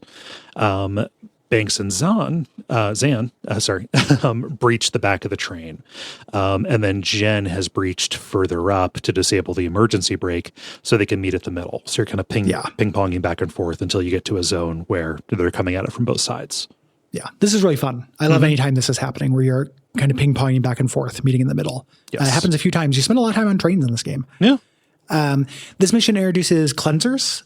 These guys launch grenades that will do just a little bit of damage, but will drain your mana. And mana is not a resource that enemies have. Right. So there's limited utility in getting these to hurt your opponents. Yes. You just kind of want to take them out. Losing mana sucks. It is limited. It's limited on a map. Yes. Yeah. And then thorn in my side, shepherds. Yeah. These are enemies that do not attack you. They'll only shoot you if you shoot one of their allies, and they do it immediately. They don't have to wait for their turn. You can always attack them, but they kind of fuck with your order of operations. Yes. You need to fight them first. And they play very annoyingly with the protector enemies we're going to meet later. Yes. Yeah. These guys suck. Yeah. We get riot priests here as well. These are kind of like heavy melee people who will do like charges and stuff like that. They attack with like a flail that is a sensor. Yes, like Blasphemous. Mm-hmm. Yeah. The last zone is really tough. We have to wait a turn. Eventually it's Jen, Zan, and Banks, and they're outnumbered, and Jen joins a turn later. They'll do this kind of asynchronous thing, which I also like a lot. These are fun. We get to the middle of the lockdown city here with the chapel. PMC troops are everywhere. Yeah. And one turns into a zone with 4 riot priests. This is a big deal. These guys have heavy armor. But we get our own riot priest, a resistance fighter named Dal Sabin, comes to help us. She's a riot priest who defected, and she's our 4th party member here. Yeah. So she's not a riot priest who defected. That was incorrect here on this. That's not your fault because I wrote it down wrong. She's somebody who, her power unlocked, when she, killed a riot priest, I believe, who killed her love interest. She's a resistance killed her fighter. husband. Yeah, killed her husband. And she took the armor, saying like, "Hey, you don't get this. I get this." Yeah, she's a freedom fighter. She's dressed as a riot priest and has the powers. Yeah, Chapel is like the military forces of the theocracy that is oppressing this place. Yeah, and she's really interesting from a gameplay perspective. I like her a lot.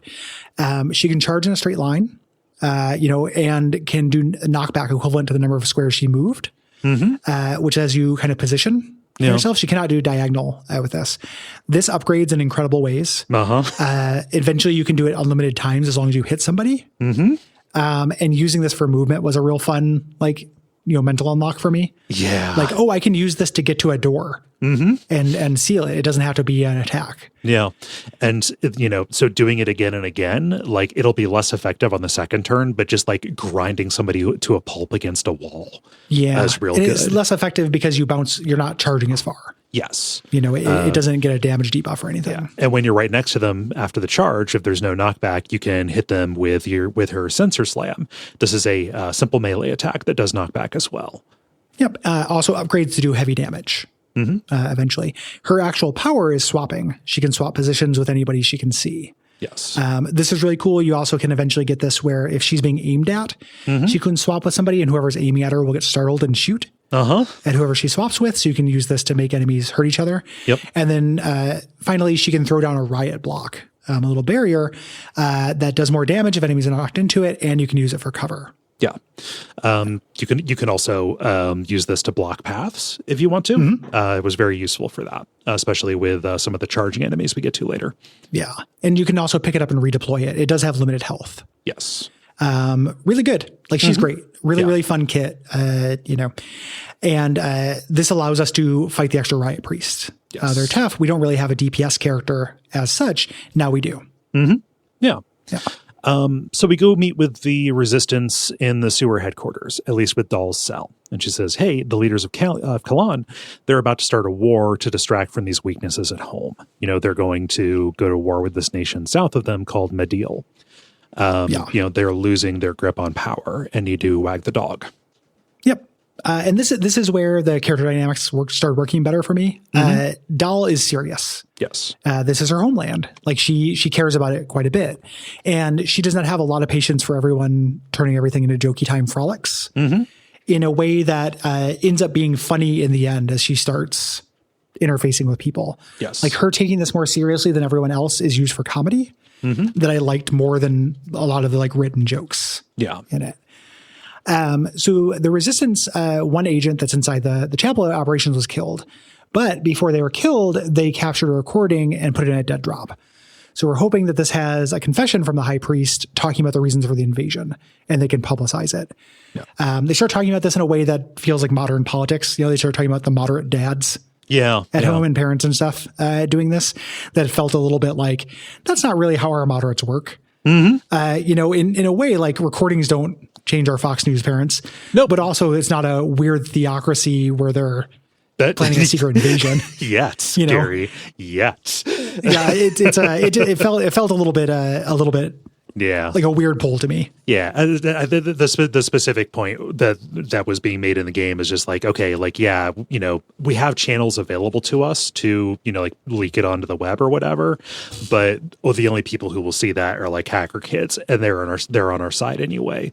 We need to, you know, get this onto the mainstream in order so people will see it, I guess. Later, they even say like doing that is, we'll see if that even works, because people will be like, it just felt a little heavy handed to me. Not an end of the world thing. I just noticed it. Yeah. Yeah. So we have to, sneak through a church to get into the headquarters to get this recording. And this is our first encounter with absolvers. These are one of a few different kinds of shield countermeasures. They will use their magic power to make one of their allies invulnerable.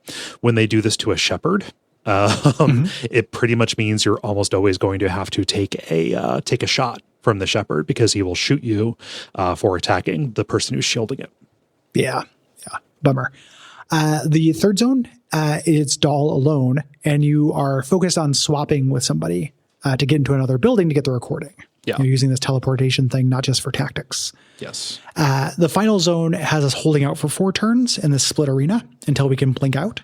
Again, the thing they use really sparingly, which I like. Yeah. I like these survive for a certain amount of time turns, because they tend to be, they crank up the difficulty on them a little bit because you just have to survive. Yeah. And they only do these a couple times, but each time was fun. Yes.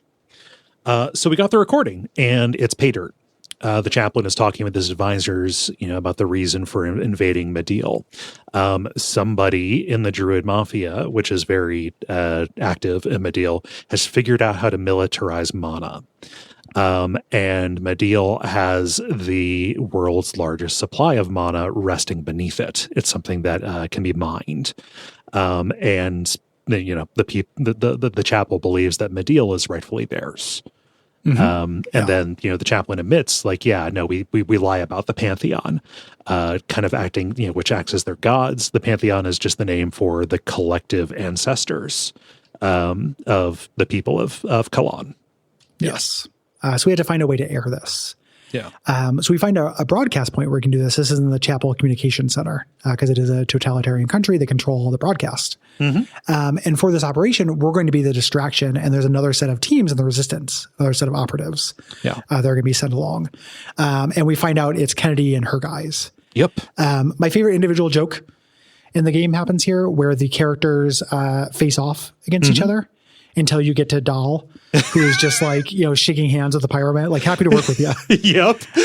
You know, because they're not involved in all this baggage. And it's like, no, we're on the same fucking side. You know, the 3 people, the 3 pairings, you know, I can't believe you did this, Kennedy. You know, we'll make you pay. And like, Steve, you're going down. If next time you try to kill me, Druid, I'm going to kill you first. And then her just being like, nice to work with you, Pyromancer. My favorite joke in the game. It's very funny. Yeah. Yeah. Cute.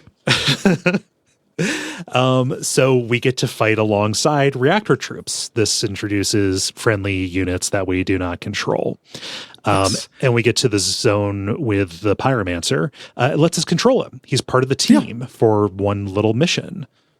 Yeah, he can use these fires. These doors can only be blocked by the fire for some reason, and he's the only one who can do this. His unique mechanic is he spits fire using mana. The way he gets mana back is by sucking up fire through that. And you only need 1 block of fire to block a door. Yeah, through this. Yeah. So it's fun to have like this little guest star kind of thing here, and for all of the evil that he is accessory to. Bori doesn't seem like a bad guy until the end. Yeah. Like when you get to the end, he just seems like he's a real asshole. Yeah. There. And then we do a fight with Steve, the traffic warlock. We don't get to control him, but we can see where he's going to attack and we can use that. Yes. And he won't attack us. We get to another survival thing at the end of this. We had to survive for 5 rounds and we had to destroy a certain number of weapon caches within this room. This brings us to, this next area where Jen is eavesdropping on Kennedy. Jen is not as good at using the predictive ability to eavesdrop. So a little comedy beat here where she's like, blah, blah, blah. I'm saying evil stuff, kind of puts it through a snark filter. The important information that comes across is Kennedy kills Ryan, her druid assassin. Yes. and then puts the tape on the servers. Does the thing we were meant to do here, but ends up killing her compatriot. Yes. And then after she leaves, a siege cleric barges in. And we have to deal with it. A siege cleric is like a big power armor guy. Yeah. Big armored guy, and to get through this, we revive Ryan. Ryan, the druid, he's gonna be our 5th member of our team. He has the ability to use a dart to do armor damage. Yeah. To a character, make them brittle. They will take damage as armor. So hurting them will reduce their total armor. Yeah. There. You can also. It's weird. His abilities aren't poison related, which is what he'd done to us. I thought they would be poison related. His other thing is he pulls. And he can turn into a dog and bite somebody on the map and make them berserk. Yes. And while he's a dog, he's immune. Yeah. He makes it so that they will shoot whoever is closest, friend or foe, for them. Yes. Yeah. The brittling dart is great. You can do this as many times as you need to, as long as you have mana. And getting him mana so he can steal mana from your party members is one thing. And, in order to make the siege cleric, vulnerable, he has to stack up a few of these. So we'll take damage. You want to get it stacked because they will take extra damage for every attack in that round. But after the next round, they will not be brittle anymore. The brittle works like all stasis effects and the status effects work in you lose a stack of it at the end of turn. So if they have 2 stacks of brittle, they'll still be brittle at the end of the round, but they'll be down to 1 brittle. Yeah. Same thing with the sedated and dizzy or whatever, noxious, whatever the one that makes you easier to push. The impaling vine is especially useful when you get the ability to refund your action point if you use it to drag your allies, and also you can get an upgrade where you can always use it to drag Ryan 3 squares. Yes, kind of uses kind of like a horizontal grappling ability. Yeah. And this is our final team member, and we kind of have the different verbs. Yes. We can push, we can pull, we can do damage, we can swap. Everything that a science mech can do in Enter the Breach, we can do now. Yes. Basically. Yeah. After fighting this first one through here, we had to fight 3 of them. So they give you the tutorial one, but they're like, you can take care of this now. It's worth noting they're not invincible without Bristling Dart. You can still damage them. You just do chip damage. Yes. So it's not as big a deal through this. Yeah, they're on this map. They're not prioritizing attacking you. They're going to destroy these servers. You just have to keep them from doing that successfully. Yeah, make sure 1 server survives. Yeah. After the mission, Ryan tells us Kennedy's plan is to coup the country of Medill. Use its mana reserves to make an army of super wizards. She has a mutant growth hormone. They can create wizards. Yes. Ryan didn't know about this and was about to kill her to stop her, and she killed him first. Yeah. Because you can't surprise Kennedy through this. Yeah. Ryan is from Medill. He was not, he came along with her because she was going to, stop the invasion of Medill. And then he found out that she was going to do her own. He's also was getting paid. He's the special forces, Travis McElroy of this is a mercenary above everything else. Like he never quite gets on the team. Yeah. He's a little too cool for everything. Yeah. And he talks like a Guy Ritchie character. Yes. Yeah. So Zan goes to meet with Kennedy at a church, and they, are talking about this. She says, "I'm doing this to keep Medill's world-ending threat out of the wrong hands." This all began with that freighter mission in Jodasa. The kid that we were rescuing was the first successful experiment in power transplantation. Yes. Basically loading up a character, like a soldier, with a bunch of different superpowers. Yes. It's what Mr. Sinister does in the X-Men. Again, this is an X-Men tactics game in a lot of ways. Yeah. This is horrible because you have these people, potentially a bunch of people as dangerous as Kennedy, but also like this is, you don't live very long when you do this. They say you emerge from the machine where this happens and you've got, amazing abilities, but also stage 4 cancer. Yes. Zan apologizes to Kennedy for letting her get captured. And she's, he's like, I've been waiting a really long time to tell you that. And she's like, what the fuck are you talking about? Like, are you out of your mind? I'm sure you believe that happened, but you must have seen a premonition. And we get this little, the twist of this, where we go back to the standoff of the prologue. And you can keep trying to do things as you think they went, but they didn't. Right. They didn't go that way. Actually, you just froze and you lost both goals. The hostage was shot and Kennedy was taken. And similar to the story missions in Darkest Dungeon 2, your interface things get replaced. Yes. With like freeze, panic, things like that, instead of, actually doing the moves. Yeah. I like this as a kind of knock-on effect of this power. Being able to see 1 second, 1 second in advance means that Zan has been living 2 lifetimes simultaneously ever since he unlocked. Yeah. Pretty much. It's also, to me, in terms of characterization stuff, like his character changes after this. Yes. Not too much to ask, I guess. Like he gets quiet after this. He has a really hard time. And the rest of the game does have characters address him in terms of him forgiving himself for this and what that means. Like, I wanted that level for all the other characters as well. Yeah. Yeah. They demonstrated they could do it. Yeah. Yeah. And it's like really good with Zan. Again, a weird thing that makes it feel like he's the main character of the game to me. Yeah. I think he was at one point. So Reactor broke her out and she started working with them because they were the only ones who were taking this threat seriously. Yeah. Or so she says. There's a whole lot of she's deceiving herself. Yeah. Yes. Yeah. It was something in the prologue that kind of starts getting underlined is her powers are slipping. Yes. Is part of this. That's one of the reasons why she was able to get caught earlier on. Yeah. She's going to start juicing. Yeah, and she's been juicing. That's we're going to find out that's what Banks was helping her do. And she's they're the only ones taking the mana threat seriously. And by take it seriously, she means, well, we need to monopolize this because if somebody's going to get it, it might as well be Reactor. Yeah, you can throw that back and be like, well, you think it'll be safe with them, and she dodges the question. She says, "Listen, I've got a coup to get to, and you have to arrange funerals." And he's like, "What are you talking about?" He's like, "Oh, I killed off your crew." 15 minutes ago. Like you forget yourself. I can do that. And this, I love this sequence. Yep. This is really good. We get this flashback to the hideout. It's 15 minutes ago. They're on an underground base and Kennedy and another guy come in and attack. And you cannot kill Kennedy. Nope. She can make these death clones. She picked up a power from Zan, basically a version of the false prophet thing. If you kill her, she comes back stronger. And she has 50 clones. She can do this. She moves an axe 3 times in a turn, and she can react to anything we're doing. That's how they show her Quicksilver powers. Yes. And it's a puzzle. We cannot kill her. We have to get everyone out safely without anyone dying. Yeah. Into the, cramming into this little safe room, end up having to use Kennedy to revive people. From inside the room. It's a real nail biter. Just barely succeeded when I did this. And you get inside and like, well, okay, well, how thick is this door? Well, it's 5 inches. Well, yeah, no, she can get through that. Yeah, that's a breach. Yeah. And we realize that the only person we need to really keep alive is Banks. And this is a puzzle. There are a couple of explicit puzzle levels in this. One of the things I like about the approachability of this game is there'll be a little thing that says hint.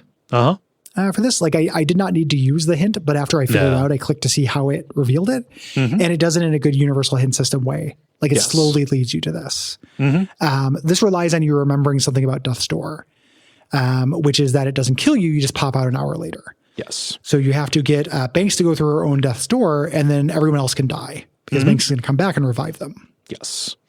While she's in there, we get her anxiety dream mission. Yes. This is 5 puzzle screens, mostly using her resurrectability to transfer, across these spaces, especially at the beginning there as you get to the actual arenas. And in the final one, we are introduced to, medic enemies. These are guys who will run and resurrect allies at melee range. Or, if there's nobody to resurrect, they will run up and use the defibrillators on people. Yes. The first map of this is irritating to me a little bit. I like the content of this, but you chain resurrecting people. And then when you get to the end, when you have to fight, they're still on your initiative bar. but they're all the way on the other side of the map. Yeah. It's a like little they can't do anything. Yeah, it should have been taken off. Yeah. This is where we're revealed that Banks has a crush on Jen. You can choose whether you want to engage this when you control Jen later. Yeah. You know? And there's a lot of, you were making fun puns at 27. I should have killed you then. Like Banks is really the snarkiest of the snarks in this. Once you complete it, you get a special ability called Death's Floor, which allows you to create a death's door and then create a portal under anyone, which will send them flying out of the door. Yes. Basically allowing you to reposition everyone on the map and completing our science vessels from Into the Breach abilities. Yeah. So Zan gets back and sees the bloodbath, like, oh my God, it's true. She did kill my team. But then Banks pops out of the portal, casually lighting a cigarette. The plan worked. Yeah, brings everybody back. This introduces us to Act 4, the counter heist. Yeah. Jen puts together Why Live is Sick. She's losing her craft. She's been juicing. Yes. She's huffing off this vape that Reactor gave her that gives her mana that makes her more powerful. TCH. She has been used. Yeah, exactly. Mutant growth hormone. She then uses Banks's power to go back before she used so she could stay clean. But now that she doesn't have Banks, she's actually an addict. Yes. Yeah. And being addicted to this degrades you, right? Yeah. So we've got to get down to Mediel, and this train, this next mission is another train. It's called Advanced Training, and we are talking to this kind of lieutenant from the new Mediel army. And Moss. Yeah. A weird main character that's just in Act 4 that's really narratively important, but we don't get on our team and doesn't do a whole lot other than plan everything we do for this act. Yeah. It's kind of strange. They introduce like a character from this second Freedom Force, the second Revolutionary League from a completely different country that is really, really important to everything. Yeah. So Mediel is kind of constantly in flux. It is, it was already being exploited for its mana and being invaded.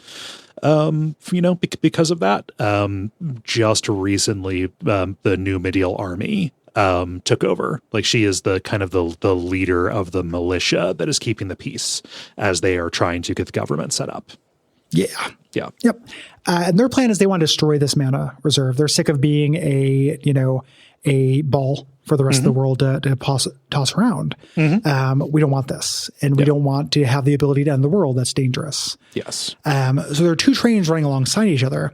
The enemy train is caught up to the one that we're on, and our teams move between them, aided by these militia fighters. We've had the reactor units before who were almost entirely a disposable boon, to this. This is where they start introducing things where they can be a detriment. Yes. You start getting goals of keeping a certain number of them alive in this act. So having these bonuses ends up being actually like almost an escort tactics thing. Yeah. And, non-derogatory, not complaining about that. It's interesting. Yeah. You can choose whether or not to engage with it. Like, I think there are only like one or two missions or zones where keeping a certain number of them alive is necessary. I just continued doing it because choosing to engage with the confidence objectives made the game more interesting to me. Yeah. Yeah.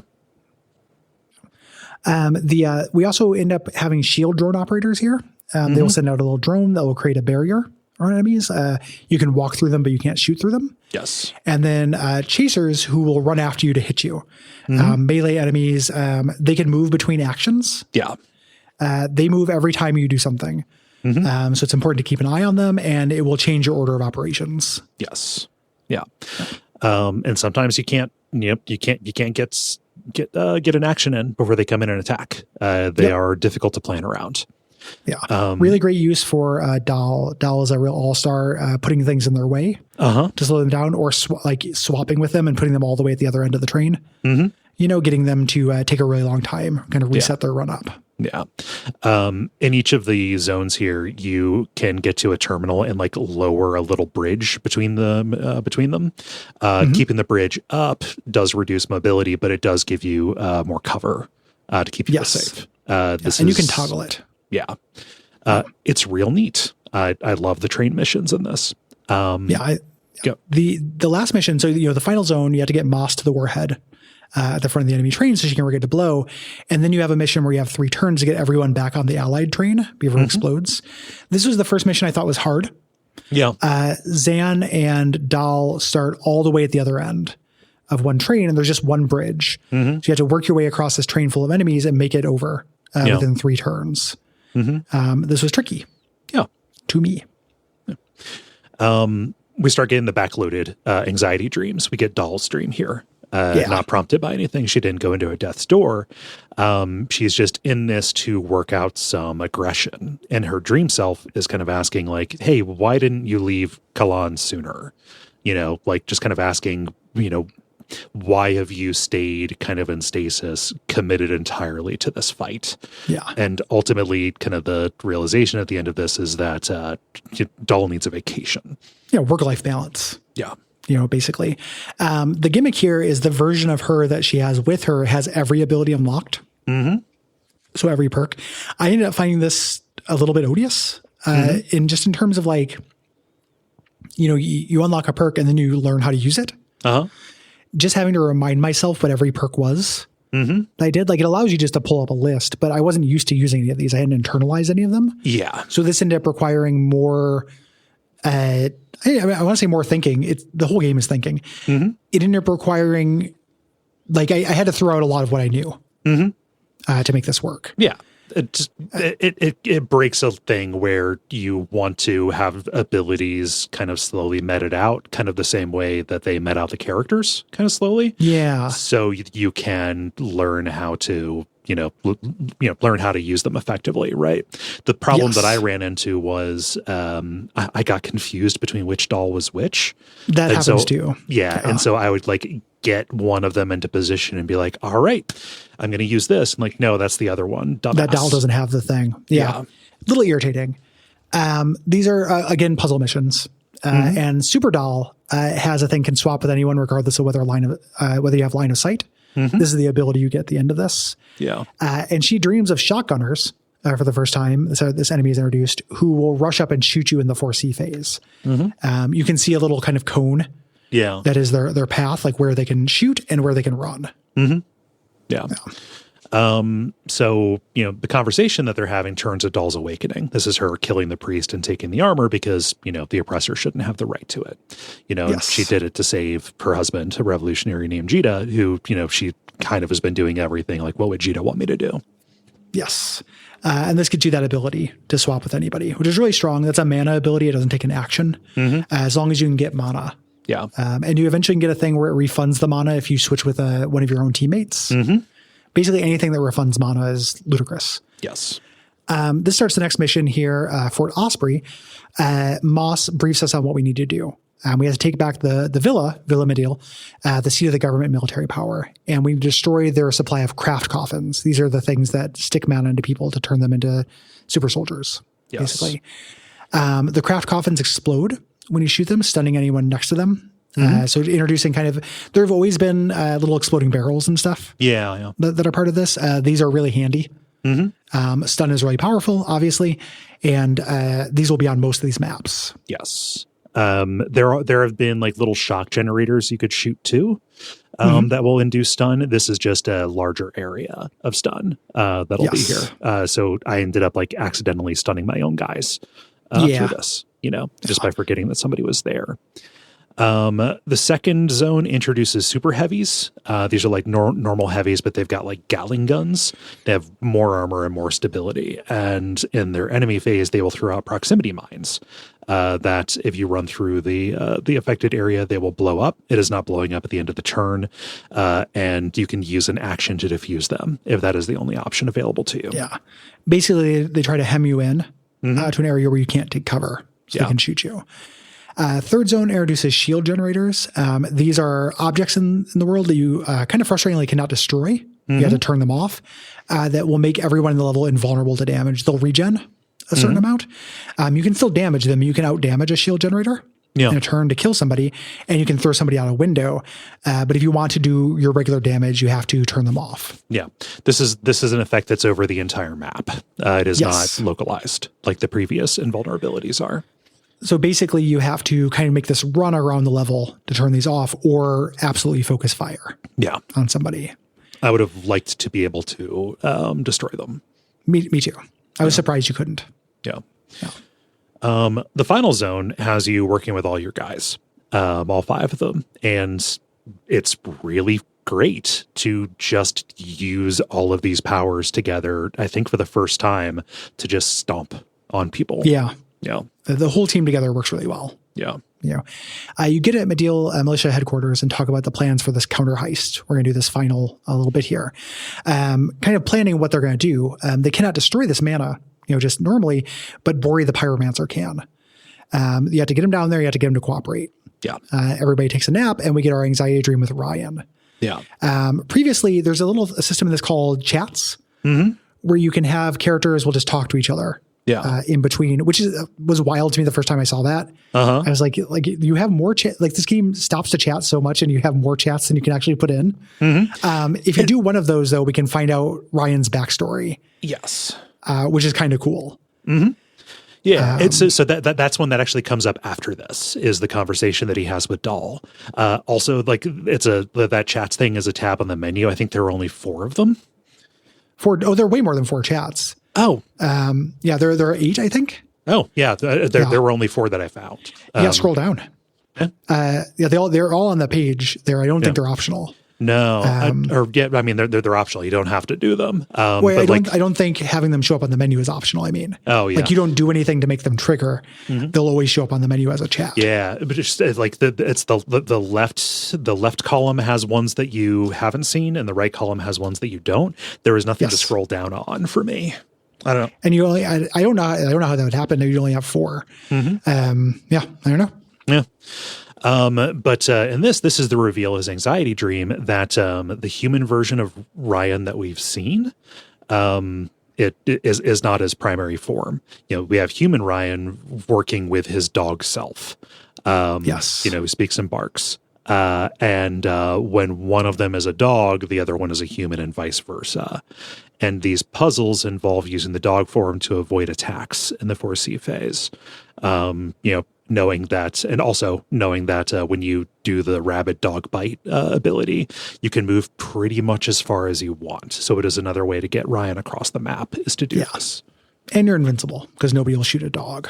So it's basically teaching you that wrinkle of that power. And the story is the dog Ryan trying to convince him to open up to others and not be such a hard case. The reward, he has that ability we didn't mention, spore bombs. Which you can throw out. These are interesting. It's a 3x3 grid that does more damage the more people who are in it. Here, and you eventually get a thing now where it won't hurt allies, but they still count towards the damage count. Yes. So if you have a cluster, you can basically clear out all the enemies, do tons of damage to them without hurting your friends. Yeah. Absolutely necessary for the final boss. Yeah. And this is where you get the chat. Here, where you find out that he isn't a human who can turn into a dog. He's a dog that can turn into a human. Yeah. Whose power is to turn into a human. Yeah. He was awakened. His owner beat him. And, just like you had to be cruel back to survive, dogs can't be cruel. So he turned into a human to do that. Yep. So we get to the villa, and this is an assault on this office building. Lots of windows, nothing we haven't really seen before, not too much that we haven't seen before, but just kind of escalating here. We get neutralizer fields, which will be like areas where you cannot use magic as opposed to a beam. You can turn those off, and then better turrets. Yes. These obliterator turrets. Yeah, they shoot rockets that have some knockback. The final zone is massive. It has both suppression fields and shield generators, along with rocket turrets and a lot of chaser enemies. You really have to think about your order of operations, even more so than usual on those. Yeah, they're a mental overhead. Yeah, those guys, because you had to prioritize them, and they're tanky as well. They're tanky and they do a lot of damage. Yeah. Then we get an anxiety dream with Zan. Where it's basically Zan's toxic masculinity versus regular Zan. Dream Zan is saying, like, listen, you need to throw away your inhibitions and your doubts. Yeah. And at first seems like he's doing good work. Yeah. I clear the first couple of zones with 2 Zans, and then it becomes clear that when one Zan acts, the other Zan shoots him. For motivation. Yes. Get into it. Yeah. And the same goes for false prophets. So, you will send them out, and then they will just start shooting each other. And so it's kind of this thing where you're exclusively fighting other Zans, trying to like disentangle these kind of mazes and patterns of predictive shots, and dealing with that while also trying to keep each individual Zan out of line of sight so they don't get the automatic firing on anybody who acts. Yeah. Yep. Eventually, Jen comes through a door, joins you in your anxiety dream, and it's like, that guy fucking sucks. And he's like, well, you see, he has good advice. And in dream, Zan says, listening to women makes you weak. And Zan's like, okay, that guy does suck. Yeah. And they knock him out of a window. Yep. Screams no fear as he's falling out the window. Fun. Yeah. And the final zone is a boss fight. Dream Zan is back and he's huge now. And he will shoot anybody who takes an action. And then we'll shoot again during the 4C phase. So you have to be really crafty with your cover and with pushing these false prophets around in order to get them to fire on him. Yes. This gives you an incredible ability. Your basic shot now does 3 pushback, which is tons in this game. That is incredible. Yeah. So after this, you have a planning to talk about how you're going to actually execute the finale, the counter heist here. And everyone talks and kind of figures it out. Banks is going to get Bori to the mana vein with Death's Door. You can make, how do we get Bori to set fire to the mana? Well, he's not going to know he's doing it. Yeah. We're going to have somebody he's aiming at. We can make him rabid, and then have somebody he's aiming at be next to it. Yes. Jen, we can't get the mana down to the floor, but we can get the mana up to the floor, but we can get the mana down by blowing the bottom of the vault. Yeah. We blow the vault where the stockpile is, have it drop down onto the vein, and then light it all on fire at once. Yep. And Zan will keep Liv busy because Liv wants to give Zan a chance to walk away. Yes. So needs to keep her talking. And then we get these 3 missions, with everyone eventually at the end, but then 2 pairs, these kind of final challenge missions. Yes. Here. Yeah. And this is neat when you are going to do these, it shows the cross section of the building where all of this is, and where each team is going in. And these are happening simultaneously. You're not going back and forth between them. It's just kind of de-interlaced. The first one is in the vault. You have Jen and Dahl trying to get to the mana vault, so Jen can place these special breaching wards on the floor to drop out the supports. Yeah, and this is tough. I find these last couple of missions tough. Yeah, here there are guys. Jen is busy during this, so basically you have to. Dahl is doing everything. Yeah. The first zone is not too tough. You're going through the gold vault, and there are just guys who run for the alarm and rocket turrets. Not a big deal through here. But the mana vault itself is tough. Steve the Traffic Warlock is here in a little protective cage, basically acting as a turret with a guy with a barrier generator. And Jen has to hit these 4 little marks on the floor while Dahl deals with almost everything. Through this. Jen, I try to keep Jen's eyes on the prize with those things, and multiple times you cannot. They will get denied. One of them has a power suppression field on it you have to turn off. Steve, the Traffic Warlock, will put ghost trains in there. All the while, Dahl's health is going down, and you don't have your resurrect. Right. Notably, nobody can heal in this. You can only resurrect through Banks. So this was tricky, I thought. Yeah. So you've got to place these wards and then get close to the mana so you will drop with them. Is what it is. Swap for me made this easy. I ended up having less problem with this. You have a special goal to get through the mission without even bothering to kill Steve. And this is a funny line. If you succeed at that, Jen will say, "You know what, Steve? I'm past this. I'm past this rivalry." And Steve says, "I decide who moves past what. I'm the Traffic Warlock." Using his little power, just power trip. Yeah. The mines. This is where we have Banks and Ryan attacking the mines. The first room is huge. It has a super heavy, and only a little bit of cover. We have to get to the green zone on the opposite side of this. When you eventually get to the vein, the plan is to have Ryan bite Bori and have him target a goon and then move the goon over to the vein to set it on fire. Yes. Here. You can do this right away. This isn't hard. And Bori stays rabid. We'll fight whoever's closest to him for the whole thing. So he kind of becomes an environmental factor. The trick is then you have to survive for a long time. Yes. And then Jen and Dahl arrive. They come from the ceiling, but they're dead. You have to resurrect them.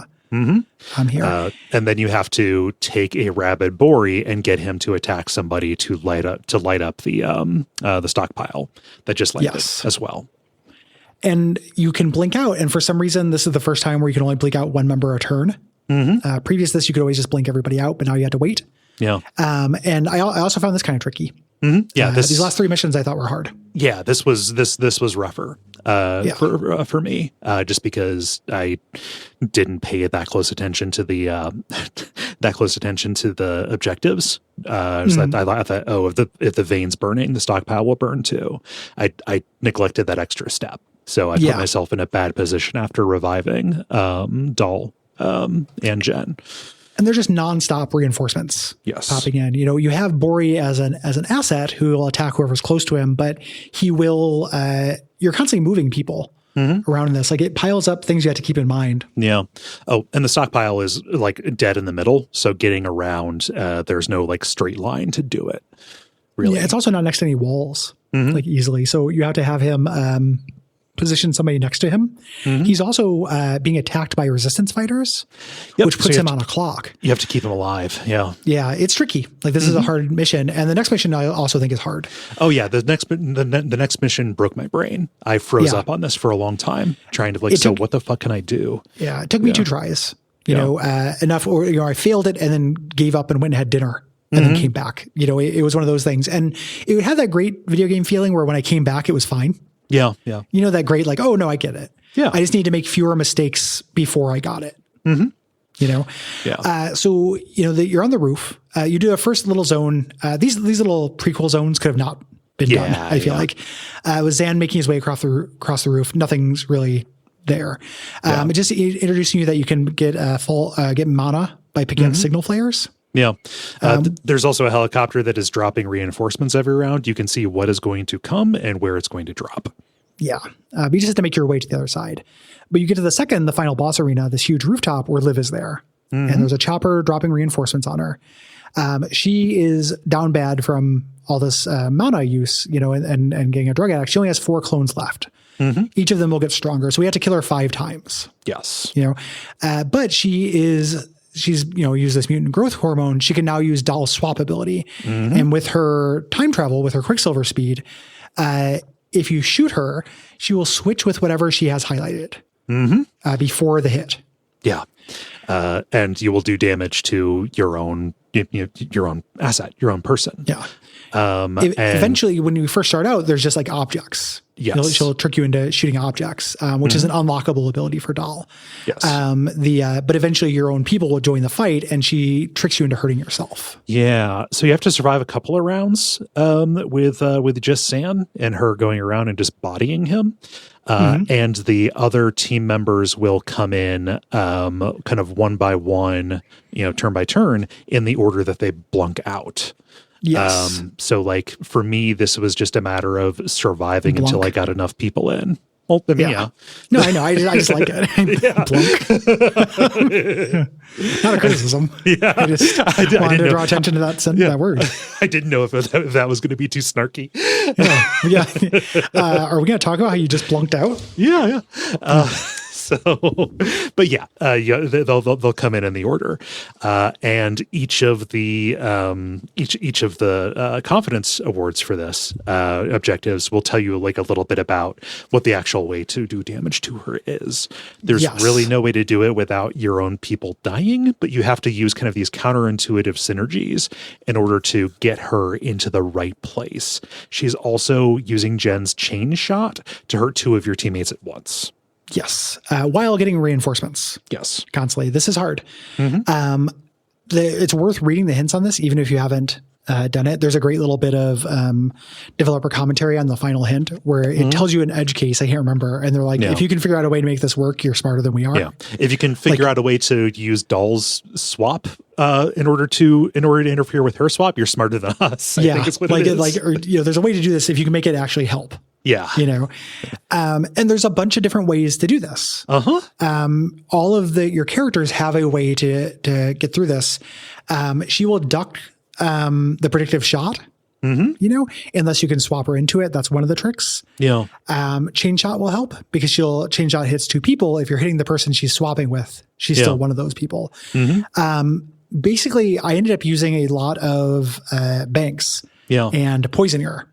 Yep. I had increased the poison level on that, the sedative level, and would poison one of my own, get somebody who she was swapping with next to her, poison them both, and then resurrect them. You can also use the spore bomb. You can make her switch. You can put like a doll in the path of the predictive shot and then swap. Like everyone has a unique way to deal with this. Yeah. It's pretty neat. And the most powerful ones are limited, right? So like if you're relying on spore bomb, it's max 2. Right, you only get to transference.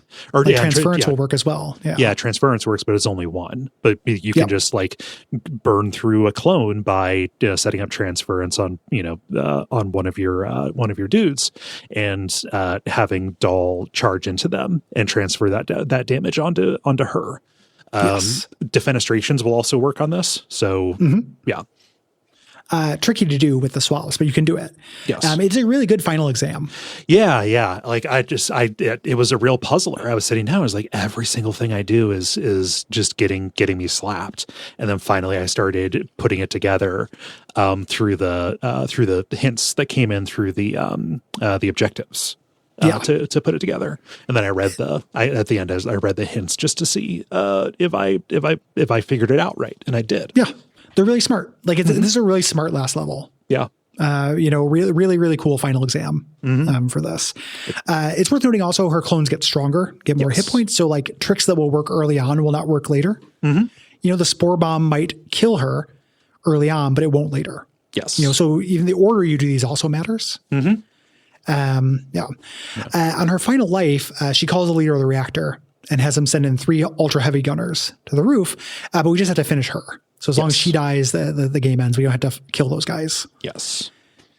Yeah. And when she's down. The most dangerous person in the world is knocked out, and or is dead actually. And Jen, or no, she's knocked out, and then Banks walks up and shoots her. Yeah, well, she said she's going to do this whole time. Yeah. She's dying. She lost a lot of time because she was held captive, and Jen demands, Banks, you need to bring her back, right? You shouldn't let Liv change you. Like you've never killed somebody in cold blood. Yeah, this is part of where the no killing felt toothless to me. Like I hate killing in real life. I'm not like a rabid person for it in video games. This person, starting World War V. Was going to kill a lot of people. Yeah. It's like when you're trying to reason whether you just say like, she needs to face trial. And it's like, I don't know, man. It's weird how this game changed to be kind of more in touch with like a softer liberal. Yeah, like a post George Floyd but pre Luigi world. It came out exactly the corridor it could. Yeah, to have this makes sense. It came. Yeah, there's there is a soft liberalness to it that that is interesting. It does kind of bridge. You can the long development time and the tonal shift didn't necessarily play well with each other. Things have fucking changed a lot in the last 10 years. God, it's wild how. Yeah. That is, and it's you can see it all in this game, like almost like the rings of a tree, or a strata of like sedentary rock, and it's inconsistent too. Like we'll talk about that when we get to the epilogues of somebody. I ended up not having her kill him because the game didn't want me to, and I wanted the consonance with the game. Yeah, in real life, this person would have to go. Yeah, in the video game though, everyone's saying like don't do it, so I said don't do it. Yeah. Just because like this is the story the game's trying to tell. This is not really a role playing game. I have not felt like the choices I've made between different kinds of snarkiness have helped me embody these characters very much. So like for me, I just went with what the game seemed to want. Yeah. Here. I went with not killing her because Jen, I don't know. I was a little bit invested in the Jen and Banks relationship kind of thing. And I was like, I do not want to have Banks disappoint Jen in this, in the story that's being told. This is the one choice that makes a difference. Changes the ending slightly. Yeah, it's basically how much this character who is brought in at the end of the game, Moss, how much they like you. Yes. Again, this weird character who's not one of your characters, who just talks you up at the end. If you kill her, she talks you down. Yeah. Just it's the country can't heal if we don't have this trial, basically. Yes. She goes around and, congratulates and compliments everybody individually and says like, yeah, so all of you are wanted in all of these other places. You have asylum in Medeal. Mm-hmm. Yeah. She kind of gives gasses everybody up, and then we get credits and we get to choose the resolution for party members kind of in pairs. Yeah. I have Jen start the PI for him, but I have Banks go off on her own. Mm-hmm. For me, as I was not invested in that relationship. Yeah. Then you have Dahl and Ryan get to choose. Dahl can stay in the fight or move into leadership. Mm-hmm. And I had her stay in the fight. Yep. She's born to do. And then you get into the neoliberalness of this, where Ryan, you can have him kill one of two assassinations in incredibly gruesome ways. Yeah. Yeah. I have him kill the reactor CEO, which they find him basically midrod, pierced by a bunch of vines, left to slowly bleed out over 12 hours. Jesus. And he couldn't scream because there were plants in his mouth. And this is the same, he needs to stand trial game. I know Ryan hasn't been like that, but it's just a weird bit of prose to be in this. Yeah. I had him go and take out the chaplain, kind of the leader of Kalan. And that doesn't get nearly as gory. It is, he just kind of disappears. Both of them are never seen again. Yeah. I didn't end up having Ryan do that because I didn't buy that Ryan would care about anyone else's struggle still. Yeah. He had reason to do it, and they talk about how it pays well. He would do it for money. But my Ryan, I didn't buy his redemption arc. Yeah. He was still an assassin for money to me. Mm-hmm. Yeah. And then you get Zan. You get a little scene with Zan and Jen going to the cemetery that Zan had his premonition of. This once was a memorial to, tens of thousands of people who died. And now it's smaller. It's a memorial to the 132 people who died in, the struggle against Reactor. Yeah. Jen will not Jen be here. Up. So if you kill... If you kill Kennedy, then Jen will not show up. It is just Zan. Got you. In the version that we got, Jen shows up, and they talk about this, and just Zan's going to carry the hostage who died for the rest of his life, and he's trying to figure out how culpable he should feel for everything that happened. That just happened with Liv, and Jen kind of talks him down about this. It's actually the people who shot him whose fault. You can't bring this on yourself. This is good character development again for Zan. Yes. Zan and Jen's relationship I buy in this. He says he keeps having a vision of Liv being dead. She's still in the trial. It's going on forever. And putting her dog tags on the memorial. Yeah. And then they fell off of it. Yeah. And you get your final choice for him. Yes. Here. To either retire to a quiet place in his home country, Liboli, or to consult on the Kalanian resistance. Being a strategic consultant. And, this entire thing has been, I don't know. He deserves to retire. I had to send him to start a bakery with his mom. It's so hard not to choose rest. Yeah. In real life or a video game. Yeah. It is the ultimate brass ring. And them just being your character can have infinite everything. The real life equivalent of something that I would, I'd never get. Just rest. I'm never going to have a character not choose rest. Yeah. He bakes bread with his mom. That's cute. I like it. It's cute. Yeah.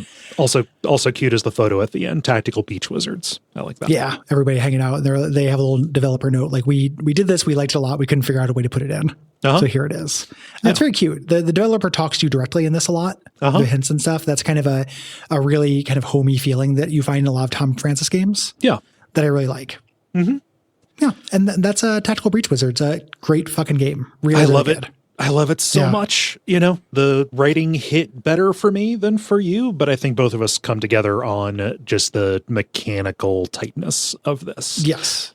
Yeah. It is a well-made watch. Yes. It gave me Into the Breach feelings. Into the Breach, when we did that, that's not my favorite video game of all time, but it approaches perfection in a lot of ways. Yeah. This is a little bit messier than that, non-derogatory. It's a little bit less deterministic. There's a little bit more possibility space in it.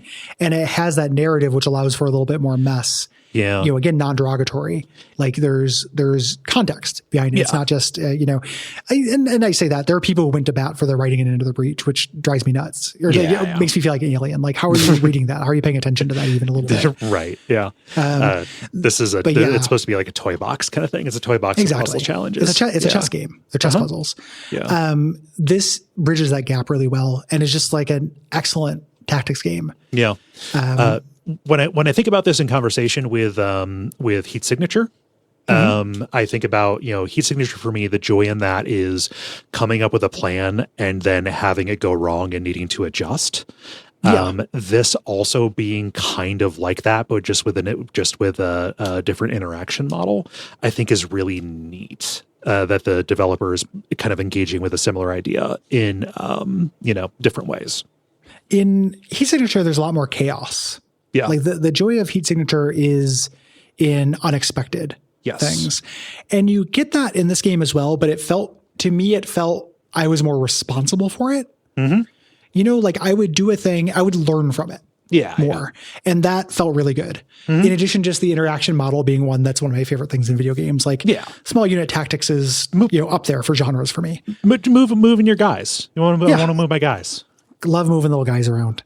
Is the best thing I can do in a game. Move little guys around. Excellent. Just like really, really excellent game. Disappointed myself that I waited so long to play it. I understand why. I was just doing work. It was a rough year, but like this would have been, in terms of stuff that came out last year, this is probably my favorite game. Yeah. That came out last year. But Balatro? It's tough. It's tough to say. Yeah. Like I love Balatro. Like I really love Balatro. Love Shadow of the Erd Tree. There's lots of things I loved, but like this is a little bit. It's catered directly to you. It is a little bit more aimed at my heart. Yeah. Yeah.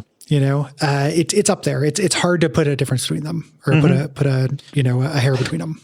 It's weird because Balatro kind of just it so dominated indie games last year. Yeah. That like it kind of it was a foregone conclusion that it was going to get all of the flowers at the end, right? Yeah. And it sucked up so much oxygen. I'm not saying that in a negative. It's not Balatra's fault that it is really good and spoke to a lot of people. Yeah, good and popular, right? It did kind of change the conversation dynamic a little bit. Yeah. And it's also a little bit, that was a new developer, a first effort. Tom Francis's games have been around for like a while.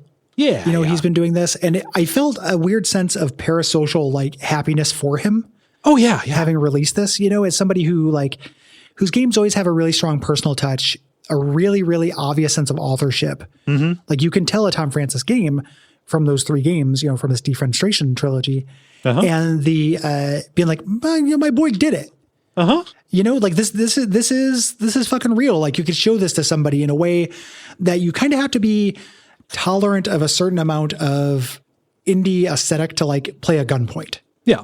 You don't have to for this. This is just a video game that I feel like you can introduce to most people who would just dig it. It was really heartening, good shit. Yeah. Like really, really great game. Just a like unabashed recommendation, I think. Yep. Yeah. Yeah. One to beat for this year in terms of just like stuff we've done for the show. Yeah. In this, even this early in the year, like this is going to be up there. Yeah. So, if you're listening to this and you have you're a oppressed person and you have a project or product you'd like us to shout out, please send me an email at Gary@Duckfeed.tv. Include your pronouns, pronunciation, website, links, description, stuff like that. We'd be happy to shout you out. If you're listening to this and you just have thoughts about Tactical Breach Wizards, it is too late. By the time this comes out, you might have a day or two. 16th when this comes out. Oh, yeah. I suppose you're right. So it's too late. But you can still write in about next month's games, which are we're doing kind of a weird one on the Netflix Choose Your Own Adventure movie Bandersnatch, the Black Mirror movie episode thing. Second game is going to be Tenchu Stealth Assassins. And the third is Scald Against the Black Priory. I am so excited to play Scald. Looks like, again, another just a letter straight to us, it feels like. That's all I want. We'll make this our year. Everything's tough enough in the world. Like, let's just give ourselves treats. They make good episodes. I don't think anyone would complain about us getting treats. Yeah. Next week, we're talking about Super Mario 64. That's our premium episode, which means everybody gets the generalities. Patrons get the entire episode. Next month, it's Scald. If you want to get those full episodes and the entire backlog of those, which there are tons of, you become a patron. Go to Duckfeed.tv patreon.com/Duckfeed.tv. $5 a month gives you those episodes, bonus shows like Unfilmable, Real Lich Hours, Bonfireside Chat, all kinds of fucking shit. Yep. More than you can listen to probably for $1.25 a week. It is the best deal in podcasting. We feel confident in saying that. Yes. We do not compliment ourselves a lot. So if you can't do that, we understand. What is free is rating or reviewing us in whatever podcast directory you got us from, and telling your friends. Spread the word. Talk about us on the internet. Please. And join us in thanking our producer, Gwen. Thank you, Gwen. Yeah, we appreciate Gwen. And until next time, what should they watch out for? Watch out for us talking about that, because are we gonna? Yeah, we're gonna. Are we gonna talk about that? Are we gonna talk about going through the window? Cue up Tears in Heaven. We're gonna talk about it.